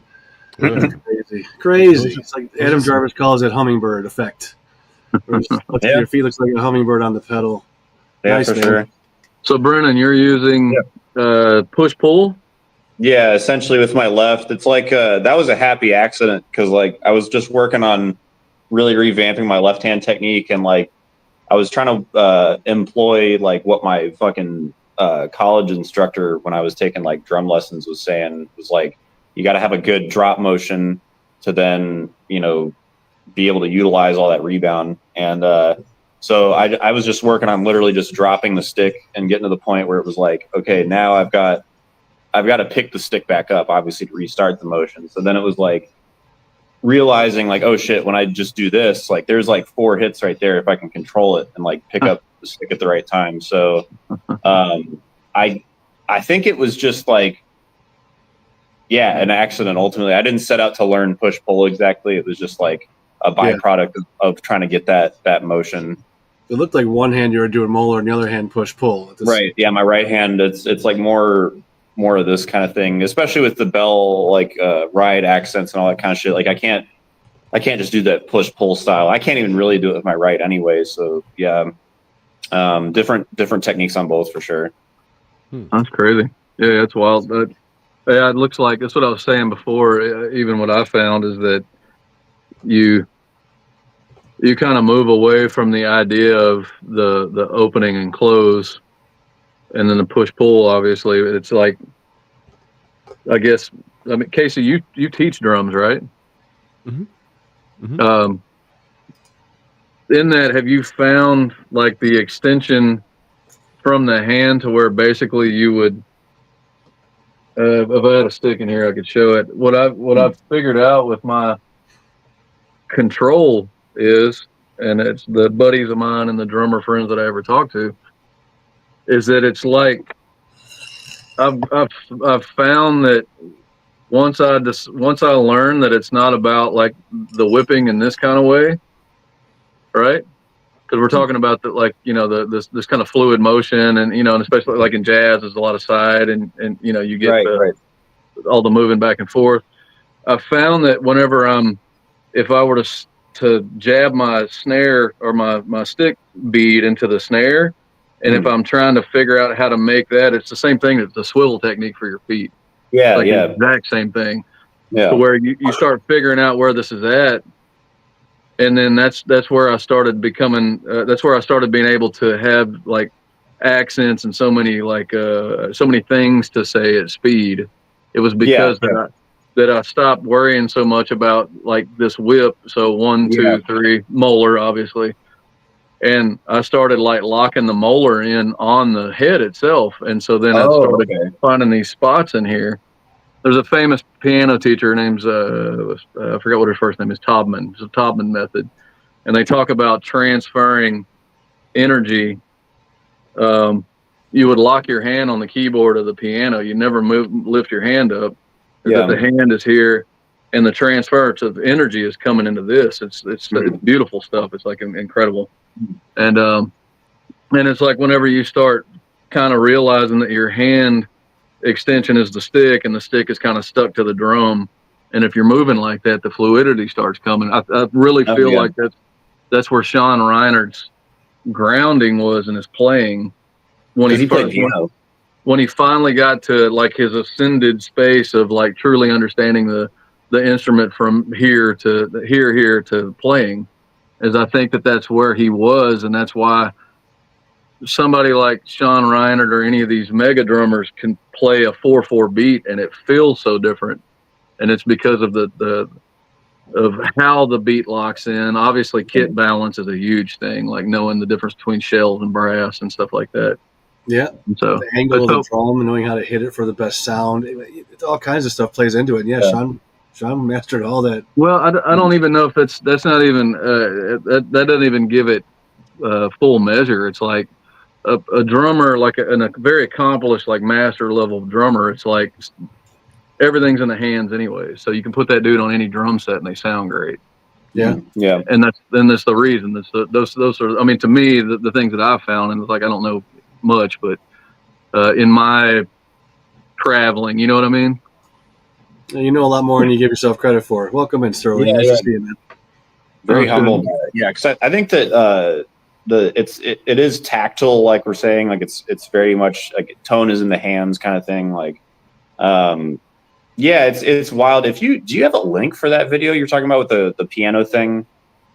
No, it's this is like a text thing. It's like Martha Graham okay. level. This is old stuff, and so yeah, I mean, I can send you the information about it for sure. Okay, yeah, it sounds very cool. I'd like to read up on that. It's a way to. It's basically about it's it's from the spine, the shoulder, the girdle to the instrument, you know. And so then I kind of took that application and put it. I started feeling it more in playing in drumming, and I was like, oh, okay, cool. That's very cool. Yeah. It reminds me of a quote that I like to say from time to time when something comes up that warrants it. And I didn't really take drum lessons, maybe 3 months of my life, from one guy, Steve Egan, who was in a band called No Camouflage. And then when I was a little bit older, I did some summer work at the Eastman School of Music here in Rochester, New York. And I was able to take one lesson from Dave Mancini Jr., and I got a couple lessons from Steve Gadd, actually. And Steve Gadd said to me one day, he goes, it's not how fast you can hit the next drum, it's how fast you can relax after the drum you just hit. And that stuck with me since he said it to this day. And it kind of goes along with what you guys are saying. He also said, if you can play the cymbals, you can play the drums. And I really love that. I love that quote from him as well. Yeah, but that's a lot of deep nuances in that, especially from fucking Steve Gadd. Yeah. It's easy for Steve Gadd to hand out those brilliant tidbits whenever he was so far past Zen master 20 years before he ever told you that. You know what I mean? It's so crazy because it's like every single bit of information exists and it's there. It's like easy. It's just the application and time. Like you cannot outdo time under tension. It doesn't matter what's going on. No amount of studying, no amount of anything will undo or catch up to time. Like a drummer, somebody's been playing forever. You cannot replicate any of these things. You can have very talented drummers, like 1 in a million, that can do that kind of shit for sure. But everybody else in the world. When Brennan said that when they gave you the music the first time, it was 280. You're like, oh my god! And you actually your body tensed up when you said it to us. Oh yeah, yeah. When I was watching you play, you weren't tense. You know what I mean? Yeah, you were pretty fucking relaxed. That was the Sick Drummer video that I sent you or whatever was that was before Brodican. That was like a year prior. So I mean, it's like that purely psychological thing of like I knew I could do it, but it was like, holy shit, can I do this? Like, yeah, but that's good though. Like. Yeah, it's like we need pressure, those. Like you're saying. Yeah, we need those types of pressure to shit diamonds out, And if you ever want to shit them out, you got to, you need it. We need that stuff. Yeah, absolutely. All right, let's do a little bit of insect warfare here. Yeah. Okay. Let me see what the name is here. This is the Houston show. It was about 105 degrees in the venue. It was pretty If intense. I'm not mistaken, that was like a reunion show. That wasn't that long ago, or am I wrong? I don't know. A couple of years? Yeah, it's been some years. I can still 7 play. years ago? Yeah, I can still play close to this, but Oh my god, it was in 2017. I was off. Good. Okay, I'll shut up and play the video then. All right. And I'll stop it somewhere along the line before 5:16 probably, but Please. you're so fucking modest, dude. Well, it ain't modest. I ain't just trying to watch. Yeah, I don't know. That's weird. Listen to the records. You know what I mean? Well, embarrassed or not, Dobby, you're one of my favorite fucking drummers of all time. So, well, thanks, man. I appreciate that. Thank you. Here we go. Checks in the mail. Third party out of state check. I can't wait.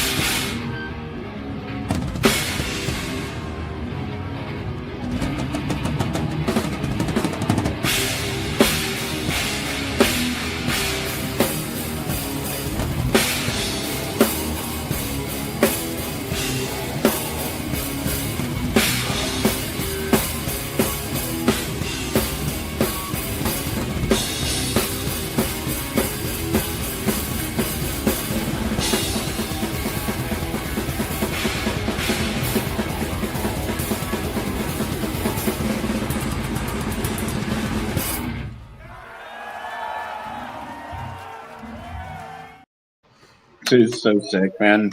So sick. The way you fucking move kills me, man. Just the fluidity in your motion. It's like I said, you're one of my favorites. You know, there's you and Sean, of course, Neil, Elliot Hoffman from Car Bomb, and Nick Yashikin from Sumac are some of my favorites of all time. Nothing offense. Oh man, Nick's fucking. I mean, obviously everybody's raging, but Nick's a fucking rager. He is an absolute rager. His stuff he did in Baptists before Sumac, if you haven't heard it, craziness. But yeah, the way you move and the way he moves too. There's a delicacy to your fucking ferocity. You know what I mean? If that sounds weird, I'm sorry, but. Well, the funny thing is that like that's at the beginning of that whole set, and so like then it took half the set to like get like warmed up, and then it was like here we go, cool. And then it felt fun, and it was like no more flipping out because we were playing that and then flying to Europe to do Obscene Extreme and some other shit like right after that. You know, we hadn't played forever, obviously, and so you know it was anybody can attest to it. It's like training for a goddamn marathon, you know? It's like, there's people out there, obviously, I mean, Brennan's effortlessly playing fucking super fast, you know? There's so many dudes that are like effortlessly keeping at that level. And it's like, I realize there's an amount of maintenance to that. And the majority of the shit that I'm doing in my normal musical life has a lot less to do with that amount of craziness. And so I don't need to do that anymore. I don't want to. Fuck it. I'm too old for that shit. It's fucking painful. So the Casey, I mean, you understand. It's like you want to go back and play all that odious shit. You want to go do all that stuff. Like you got to go to put a little time in. You're like, I got to get ready for this again. Totally, dude. Yeah. That shit sucks. Let's give a little 15-second love to Evan's Heads. Be right back. Oh, The most technically advanced drummers in the world require the most technologically advanced drumheads. Bit of a no-brainer when you think about it. In any case, we're more than happy to oblige. So, KC, tell me a little bit about, unless anyone has any more questions about Dobber's video there or anything related to that or the gear. Just a comment. I love the fucking like on the ride and the China Bolt. You know, like the keeps the quarter note really strong because it's like dad. You know, like I love that. It's jazzy. Well, I got to break it up. Like for me personally, like I have to break it up. Like, you know, there'll be times like whenever you get in the groove of it, and like for me, I could just like hammer it out and do all the stuff. But it's like there's something about the timing of it and against my feet and everything else. Because I normally play like fully acoustic, and then it depends on the scenario. But in a band like that, it was obviously like it's a lot of like you have to play as fast as you can, you have to play as loud as you can, and you got to understand. It's like I was playing against Brian Fiardo back then, and Brian's so insane. That case, bro. The you know, Japanese drummers, Australian drummers, Jay from The Kill, like dudes that like, you know, you can go out there and fucking embarrass yourself, you know, if you go in. And I've seen a lot of death metal dudes try and go and live in the grind world, and they will eat you alive because those dudes don't play with a bunch of gear, you know. Yeah, sure. There's a set of trash can fucking lids and a, you know, like a pillowcase with a buzzer in it, and that's the snare. And like these dudes like rip that shit, and you're like, oh shit, like you can't bitch about gear, you can't be reliant upon all these things, like because these dudes will play, they will play at 150% of their ability on anything, and they're always going to deliver, and it's always like that. And so like it was a really hardcore lesson for me. I went to Japan thinking the same shit, like who the fuck am I going to see? And it's like the drummer for 324. Like those dudes would just smoke you, and it was great because it was like it pushes you. You know, you're around these fucking badasses, and you're like, I either got to step up or step off. And fortunately, then I was more piss and vinegar, so I was like, I'm going to step up. Like I'm not going to look like a fool out here. And then I fucked myself up. You know, the school of Herrera. Yeah. It's fucking cool. Here's something we did a while ago. I'm just going to play it because it's funny. Standing outside NAMM a bunch of years back, and the entourage surrounding Dave Mustaine had come out of a limo and walking into the back of NAMM, and I'm outside probably smoking weed or something.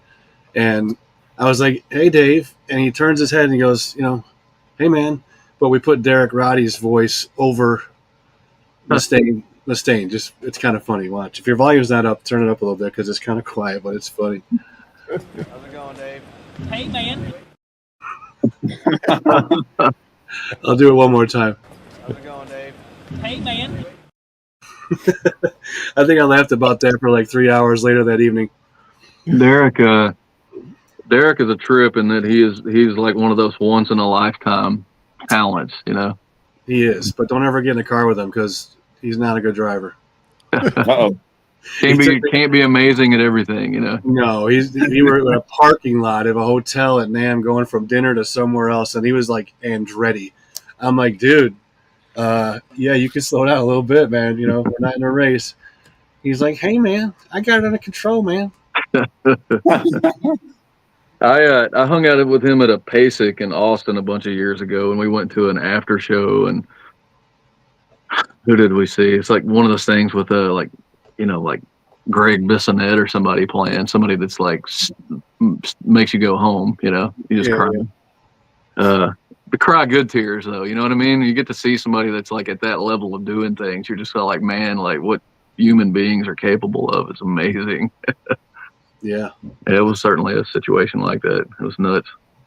Over the 14 years I went to NAMM, I got to see some pretty crazy stuff, including I got to see Billy Cobham play at the Tom 40th party, and I sat in the front row with Billy's family. Yeah. It was mind-blowing. Yeah, he's nuts. It's on our YouTube somewhere. A clinician, like every time he fucking plays, it's fucking ridiculous. Yeah. Well, let's just go around a little bit here and talk a little bit about what you got going now and what's coming up, and then we'll kind of wrap it up here. But KC, tell us how it happened with Retromorphosis guys. Yeah. How did they contact you? How long did the process take? Where did you track? How did you track? And I know the record's out now, and if you guys don't have it, when this video is done tonight, maybe in the morning, I'll put all the links I need in the description of the video on YouTube. It will live there forever.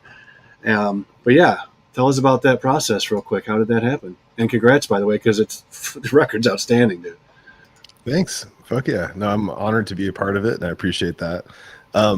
Yeah, dude. So basically, I hadn't really done a lot of death. I took kind of a break after I quit Decrepit right before we did Polarity, and 2010-ish around that time. And that was the last thing I did and recorded with Zach and stuff. And then kind of we were like doing a break, and I was living up, and then I up in SF, moved back, and then we did the Odious Synesthesia album, which was like a long time thing that we we're kind of doing over years. So I was kind of out of the scene for a while. And, my homie, Carrie from this band, Son of Aurelius, and old Santa Cruz homie and stuff, we used to play guitar. Oh, Joel's best friend? Yeah, exactly. Yeah, Carrie's awesome. And so he wrote this album, and this is this project called All Realm, which is like a kind of a metal rock. It's not death metal, and like that whole project basically got recorded in 2022. And I went back to Zach at Castle. Well, it's called Castle Ultimate Studios is like his. Oh, Zach Oren.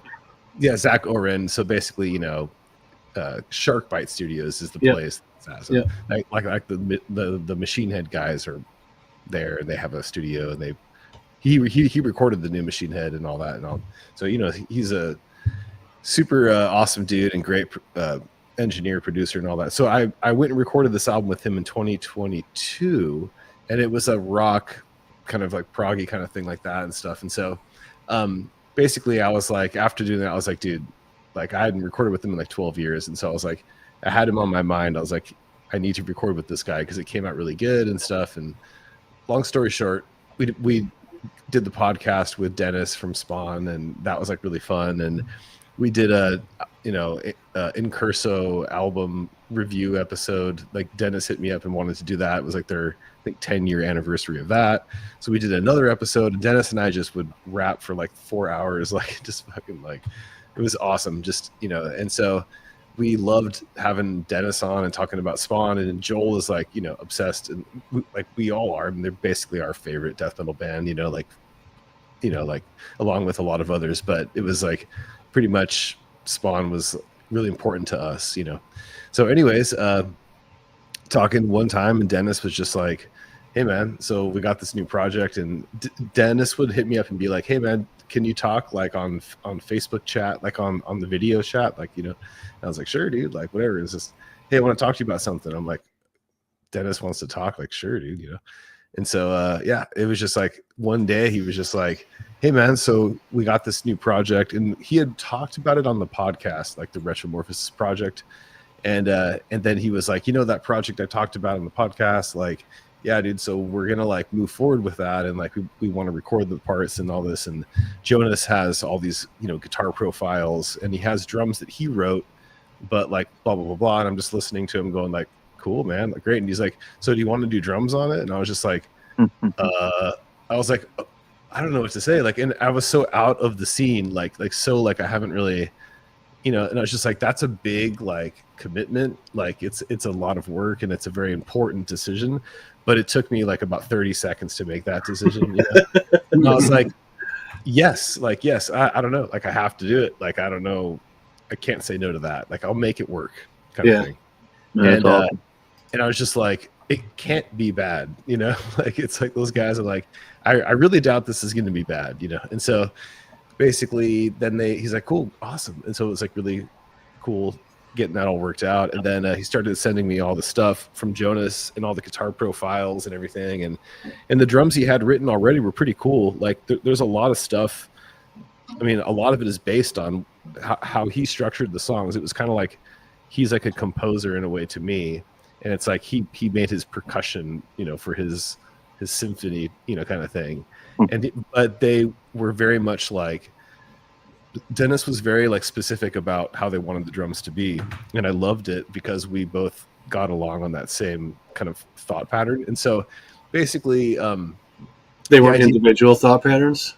They were, yeah, but interacting thought patterns, I guess. And so like, so he from the beginning it was like, well, like Jonas wrote drums and like structured and composed the songs, but we want them to be like a little different. Like you want them to be like from a drummer's like standpoint, like, or like an interpretation, right?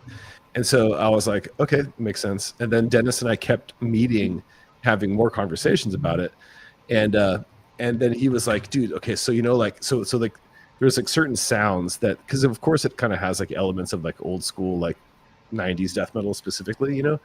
And so like Sean, dude, Reinert was a huge part of that, or Gene as well. But like going for a sound that was like, there's parts on it where it's like it has the room to breathe and kind of go back to that like grooving like death kind of shit, like death metal or older school, like, and the Swedish stuff. And you know, there's I don't know, Jonas has done interviews that he goes off on it, like he explains it better than me, but what they were going for, you know. So like with Spawn, it was like from what Jonas again can explain better, but like that was like a much more dense, just balls out approach to writing death metal, and this had like more breathing room, I guess. So anyways, talking about more influences, and then like more like Morbid Angel, of course, like in kind of like Pete and stuff. Dennis was also cool. Like he was like, because dude, the crazy part is Dennis is like an insane drummer. So I'm just like, like you watch videos of Spawn and Dennis just like, dude, he's like better. I can't. He's better than me, dude. It's right. It's like playing drums in a band. Dave Suzuki's on guitar. Like I know exactly. I'm like, oh, wait a minute, hold on a second. You're like insane. Like, and so, but we talked a lot about just like what was our favorite, and the Conquering the Throne was actually a really important thing. Like that sound, and Tim Young, of course. And there's something about Tim, dude. There's just something about Tim that, and I love all I love Coleus, I love Roddy, I love all of them. But there's something about Tim, like there's like a certain sound that he does when he does split blasts, and the way he approaches drums is like, it's a really cool sound. And it's like Cool Ross. It's like, it has its own little signature sound. And we talked a lot about Tim Young, and like, also the Hate Eternal demo. So the one that was like in the late 90s before Conquering. And there's a song on there, Messiah of Rage, which is a really cool song. And so that never got released, I guess. I don't know. It's, to me, a really sick song. And so just listening to some of that, and like going off this like just like this evil kind of sound, you know. And so yeah, I don't know, it's just kind of spawned from that. But like and then also he was kind of like too also about like, he was kind of funny, he was like, and this is all like from Dennis too, I didn't even think about this stuff, but he's like, you know, like a lot of the early like the 90s stuff, or like it was like they would go into it like a skank beat or something, and it would be like not like like so there's like a pause, or there's like a quarter note or whatever, eighth note before you get to the snare. There's like a little bit of, and I think that happened just because drummers were like recording naturally. It wasn't all computer generated back then, so just like you like have a little delay, and we're going or like blasting like there's like a little sometimes. And so he was like really into that like natural, like where stuff that people kind of overlook with now everything's so programmed and stuff, you know. And so everyone now is like trying to emulate, like not necessarily everyone, but like there's a lot of more emulation of the fake drums. And hey man, Decrepit, like I had to do that too, like in hearing different stuff. Of course I was trying to learn Tim Young's shit, which is so sick like on that, but I mean, like I don't know, when guitarists write drum parts and it's just like you know, everyone wants to play that exactly, but it's like no like, but I don't know. So it was like thinking more like from that angle. And so there was stuff that basically what I'm trying to say is that Dennis thought or like knew all these things in his head, and he like expressed them, and we like talked about them, and I was like, oh yeah, okay. And so when I went to do it, I just kind of put all that together, and I made videos of playing all the songs before I went to record on like YouTube, and I would send them like, you know, just kind of rough takes of kind of spliced together. And they were like, yeah, change this part, or like, oh no, this part, like, but it wasn't much. Like most of it, they were pretty cool with. And then in the studio, it's just like on a Facebook chat, like, do you want cymbal grabs at the beginning of this, or is this, you know? Then Jonas is like, yes, like, and I'm like, okay. Or we'd send it like a part, and he'd be like, no, like, gotta do those grabs because it wasn't translated in the Guitar Pro. So, well, if you want to do those videos again and send them to me, that'd be awesome. I'll post them. Oh, yeah. There's only one album. I've said this before on Cali Death Podcast. We never talked about it verbally or audibly, but I know I've made a comment or two or three when you guys talk about Incurso on the cast. And there's one album to me that's, if not better, well, to me it is better. I'll just say there's only one album out there that I like better than Incurso. Do you know who I'm talking about? I know I've told you before. I won't put you on the spot anymore, though. Is it a Spawn album? Or is no, it's not. Okay. It's not a Spawn album. It's very similar, but it's just a record I like better than Incurso in the same realm of music, and that is Theory and Practice Colonizing the Sun. Oh, Jesus. Yeah, that's a crazy album. Yeah. I don't know if you guys have all heard that, but if you haven't, yeah, I've got those records. Masterpiece. Yeah. Love it. I haven't listened to that in fucking decades. So good. Yeah, I had that. I mean, what was the other ones that were, who else was, they had other bands too, right? I honestly don't know too much about them other than they kind of just vanished. No, that was a side project, I think, from something. If I recall, I mean, I have, you know, back in those days, we didn't have a lot of variety, so you bought everything. I have all that, you know, like I own all that shit, and then it's funny to hear all that stuff pop back up, and you're like, oh, hey, I remember these records. Yep. I'm late to the party on the history of that band, but I just love that record so much. Yep. That band's insane. Yeah. So is there any talk yet, or if there is, if you can say anything, even if there is talk, any chance of any shows with this material? Yeah, I don't know yet. Yeah. It's up in the air, I guess, at this point. You know, I think right now, like just putting the album out, like, and being stoked, like to do that. And it's been positive. So we're happy with that. And that's kind of the first thing. And then I think we're trying to do playthrough videos because Erlen beat us all to that and he just nailed it. And so we're all trying to get that going together and stuff. But yeah, like I'm totally down. Like I was practicing earlier today, like trying to get back. Like I had to take a break because I had like surgery like 6 weeks ago. But I'm actually on a much better place now because like I had this thing that I didn't even realize was related, but I had this like pain. It was like a sciatic, like nerve pain that was like really getting bad, like at the end of this last year.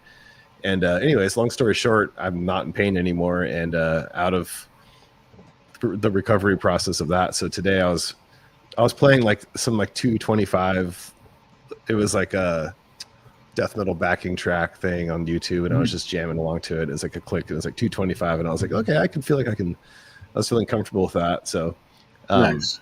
So I got to get back in the saddle and kind of practice more, and then, work on it. But yeah, anyways, I'm down. It's just, of course, we live far away, so Yeah. it's about. It's all But right. I think the main thing is that all of us are very stoked, and we're very appreciative of the feedback and reaction of the album, and I think that adds a lot of like energy and momentum to the possibility of live stuff. So Yeah. Well, congrats, man. Everything I've been reading is positive feedback all yeah, day. thanks. Yeah, it's been fun. Yeah, thank you. So, Brennan, what do you got coming up next? Well, actually, technically, the next musical release that I'm working on, as far as recording goes, is actually my solo material. I've had sitting like dormant for a couple years just because I've been busy with school and shit. But like, I'm actually supposed to be done with school like after this semester, so I'm planning on this summer like getting down to brass tacks, like recording guitars and everything.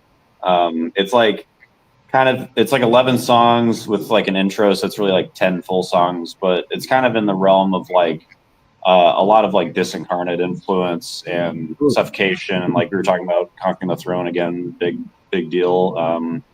Obviously some Death influence in there, but like a touch of like Disgorge and like Deeds influence in there as well. But because I picked up guitar in 2018 again after, like I was saying earlier, I didn't really take to it when I was a kid, but that was the first thing I wanted to do.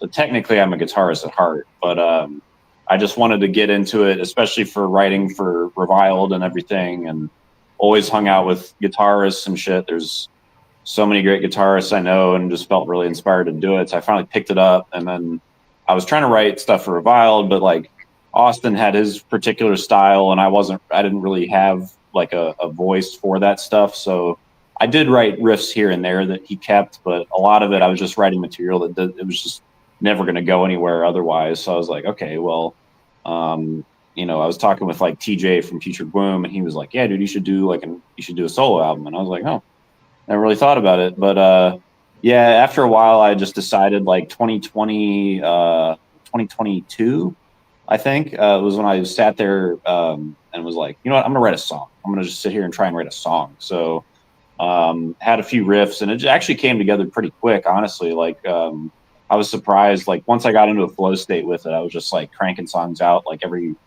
week or every 2 weeks or something like that. So I wrote a majority of the material like almost 3 years ago now, and just got to get down and record it. I already got drums in my head.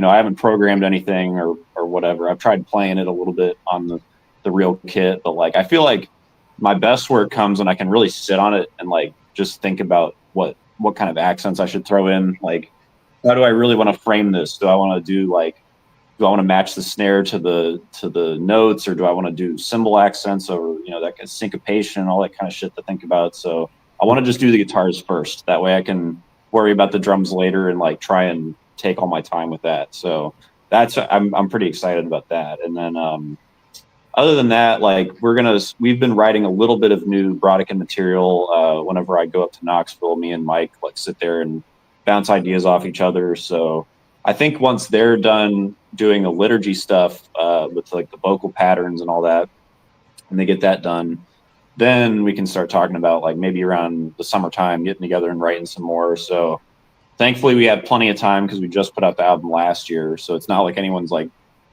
knocking at the door like, hey, you got another album yet? But yeah, the material that we have for that I think is cool because it's got more like variety in terms of tempos and stuff like that already. It's got more of that like instruments and Festival of Death kind of feel. So, and that festival is my favorite. So and there's actually shit like that I want to do that they were doing on that album. Like they were writing shit where Chad would have a drum part and then Mike would write to that rather than, the other way around. So we'll probably do a little bit of both. Like I might write a little bit of guitar stuff. We'll see what happens, Well, if you need a guest musician to appear on your solo record, you have plenty of people to choose from now because it seems like people are moving to Tennessee in droves. I mean, yeah, Theo's just moved there, Naveen and Cheney. You got true. Scott from Fallujah. Sam he from did Fallujah, do that. Kyle from Fallujah all just moved over there, and they're all relatively close to you. I mean, that's pretty Well, Jamie and Mike are in Knoxville. I'm in Dallas, so my bad. I have to fly up there every time, basically. But I thought you said up to Knoxville, like you just got in your car. oh yeah, like when I go up there to jam with them or try and write. Typically, it's just a jam, but we realized, you know what, it's kind of a waste of time for us to jam if we can just play the shit at home separately, and then when we get together, we can just focus on writing. So, how far are you from Dallas, Dobber? 3.5 hours. Oh, there's someone else. Something like that. Is Eric Park still down there in your neck of the woods? Yeah, I'm playing a show with him with his new band, The Tongue of Eden, on March 21st, actually. I missed that dude's work way back in the day with Devourment and shit. I mean, that was good stuff. Great. He's such a good dude. I don't know. Did you ever hear his band, Rod of Obsidian?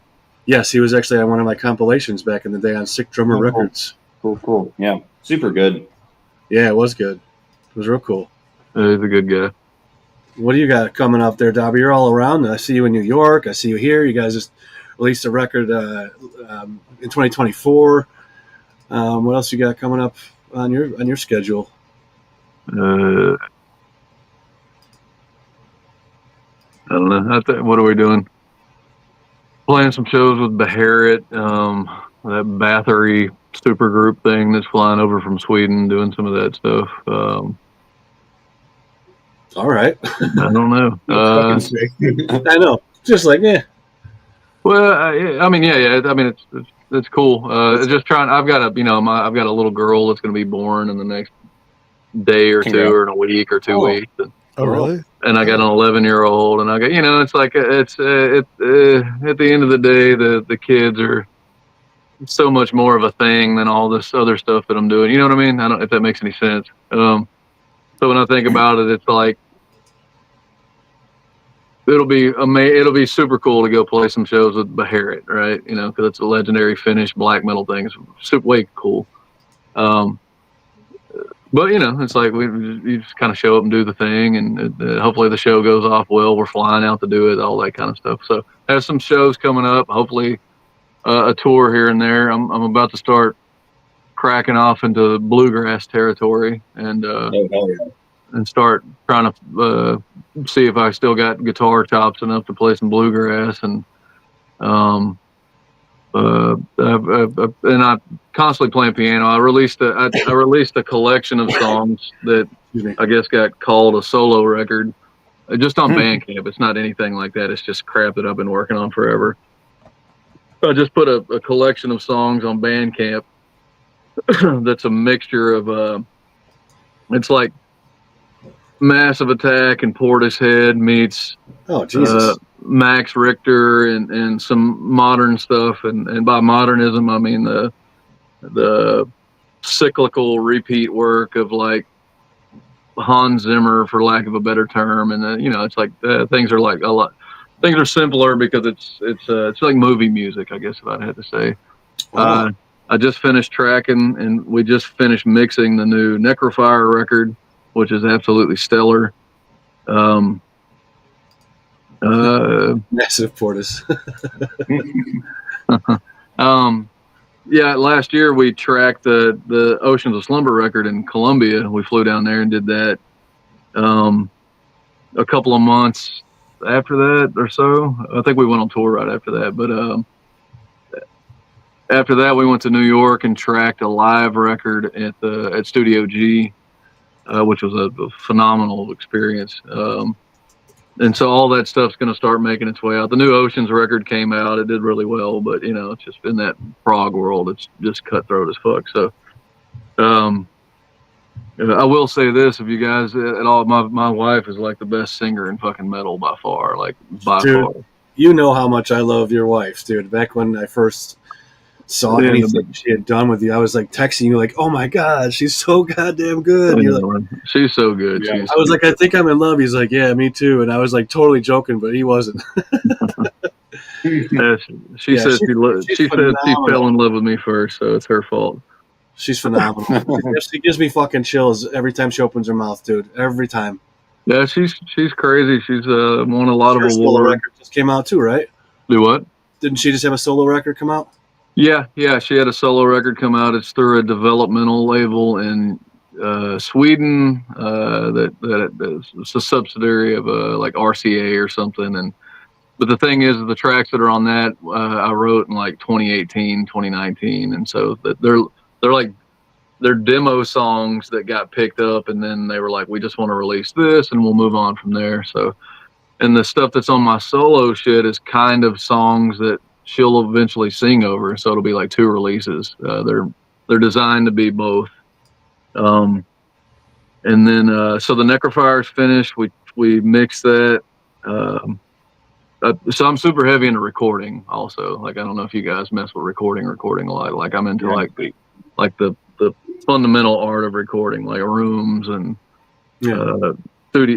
studio stuff. And so in Colombia, we tracked in a historic designed room. It's like a $2 million score room from like the late 70s, early 80s. It's got a Neve 8058 in it. It's insane, absolutely insane. It's where Shakira made her mark. And so it's in like a compound and overlooking the mountains, the Mariposa, which is this crazy favela, and it's like you'll get killed if you go across the road. It was an incredible experience.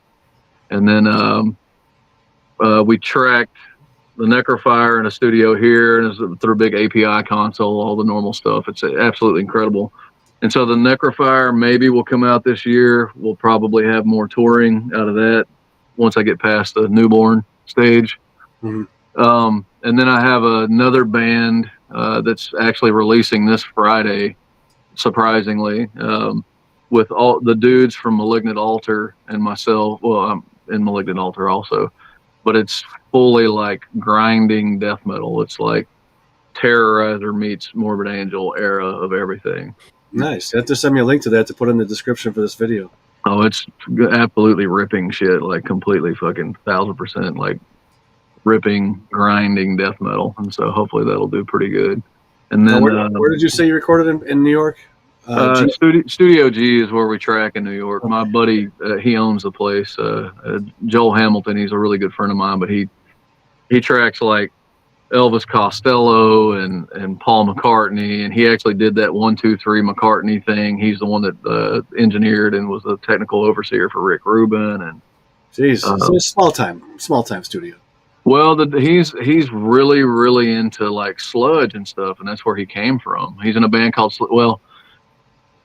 he was in a band called The Book of Knots, which is a super group that has like Sleepy Time Gorilla Museum people and Tom Waits and Diamanda Galas and all that kind of shit. So, it's like musicians is like kind of where I venture off into. He's fucking so crazy. Well, the reason I asked is because you reminded me when you said New York and recording studio, Silvercord. I don't know if you've heard of that. Joe Duplantier from Gojira owns it. Elliot Hoffman used to own it, but what Elliot does for a living in New York, like his main gig, is he that's what he does. He designs rooms and audio systems high end for like millionaires and builds them. He designed Silvercord with Joe. Yeah, I've seen some ridiculous videos of his Elliot's home rig. Oh my god! And he's on like the fucking 40th floor of a high rise. Yeah, that's pretty insane. I'm like, how long did it take to get all that up there, dude? So Joe did guest spots on Highly Suspects records, and my buddy Joel is who engineers and produces all those Highly Suspect records. My Name is Human, some platinum modern hard rock, but incredibly good band, incredibly good singer. So Gojira did guest stuff with them, and so there's all this link. Our bass player is the one who provided the bass that Home Dude used for the France show, the thing they did for the Olympics, and all kinds of stuff. So there's like all these little parallels, that we have with all these dudes up there. So the tangled webs Dobber weaves. Well, if you're going to try and make it to, like, I have a list, and it's not to be famous because I'm not, and probably not ever going to be famous, but my list is to meet with and see if there's genuine connections with these certain types of musicians that I've always admired. And so, and I've met a lot of them. The only ones that I can't really There's like Chris from Ulver, stuff like that, which, I've hung out with him and we've done stuff, but, like not musically. So it's like trying to tick these boxes, Yeah, yeah. So when I've had like my best friend get killed, my niece, which was like a goddaughter to me, she got killed in an accident and all this stuff. I had all these epiphanies, and it was like, you literally like that I'm not immortal, obviously, and that I have to like try and go after these things. And so I try and put a lot of effort into making these things happen. That's the things that will make me happy in my life, other than my kids. So. Well, I commend all of you on your outlook, your positivity, your dedication, and your success so far and continued, man. It's been pretty awesome watching all you guys over the years and where you've been and where you're going and where you are. So thank you guys for coming out tonight and hanging out here on my podcast for a little while. Good luck with the birth of. And by the way, I've been watching your other daughter grow up since she was a baby, and it's just mind blowing how fucking big she is now. And I have 2 daughters myself, so I know how fast it goes. But watching other people's, it just reinstills that fact that it's like boom, and I can't snap my fingers. Isn't that weird? Never really could. It's boom, flash, instant, gone. Well, it is crazy, man. It's like it shows you how finite and fleeting everything is. I think it's amazing, actually. Yeah. You gotta really try and enjoy every day. I know it's easier said than done, but it's worth a shot. You know what I mean? It's I don't know. It seems pretty easy. I mean, there's stuff, right? We all got shit, but. Well, all of you, please do keep in touch, and please send me messages on tonight, tomorrow on the group chat we had. Give me links to everything you want included in this video description, and when you release your solo piano stuff, please keep me updated on that, and I'll put that in this link as well when that comes out. And anything else, any video, any new endorsements, whatever, just keep me in the loop, and I'm happy to share and promote you guys as always. Well, thanks, man. Appreciate you guys coming out. Thank you very much to everybody who joined us on chat, all these sick-ass drummers that were in chat, all my mods, all my family on Twitch and YouTube. There's a lot of people on here in and out, so thank you all for joining us. We'll try and book another one of these pretty soon, and I'll end this interview like I do every other one, and that's just by saying we are done. Awesome. That's it. All right, you guys hang on here for 1 second. I'm going to end the stream, and I'll say goodbye to you real quick. Again, thank you, everyone, for joining us. We'll see you again soon. Bye-bye.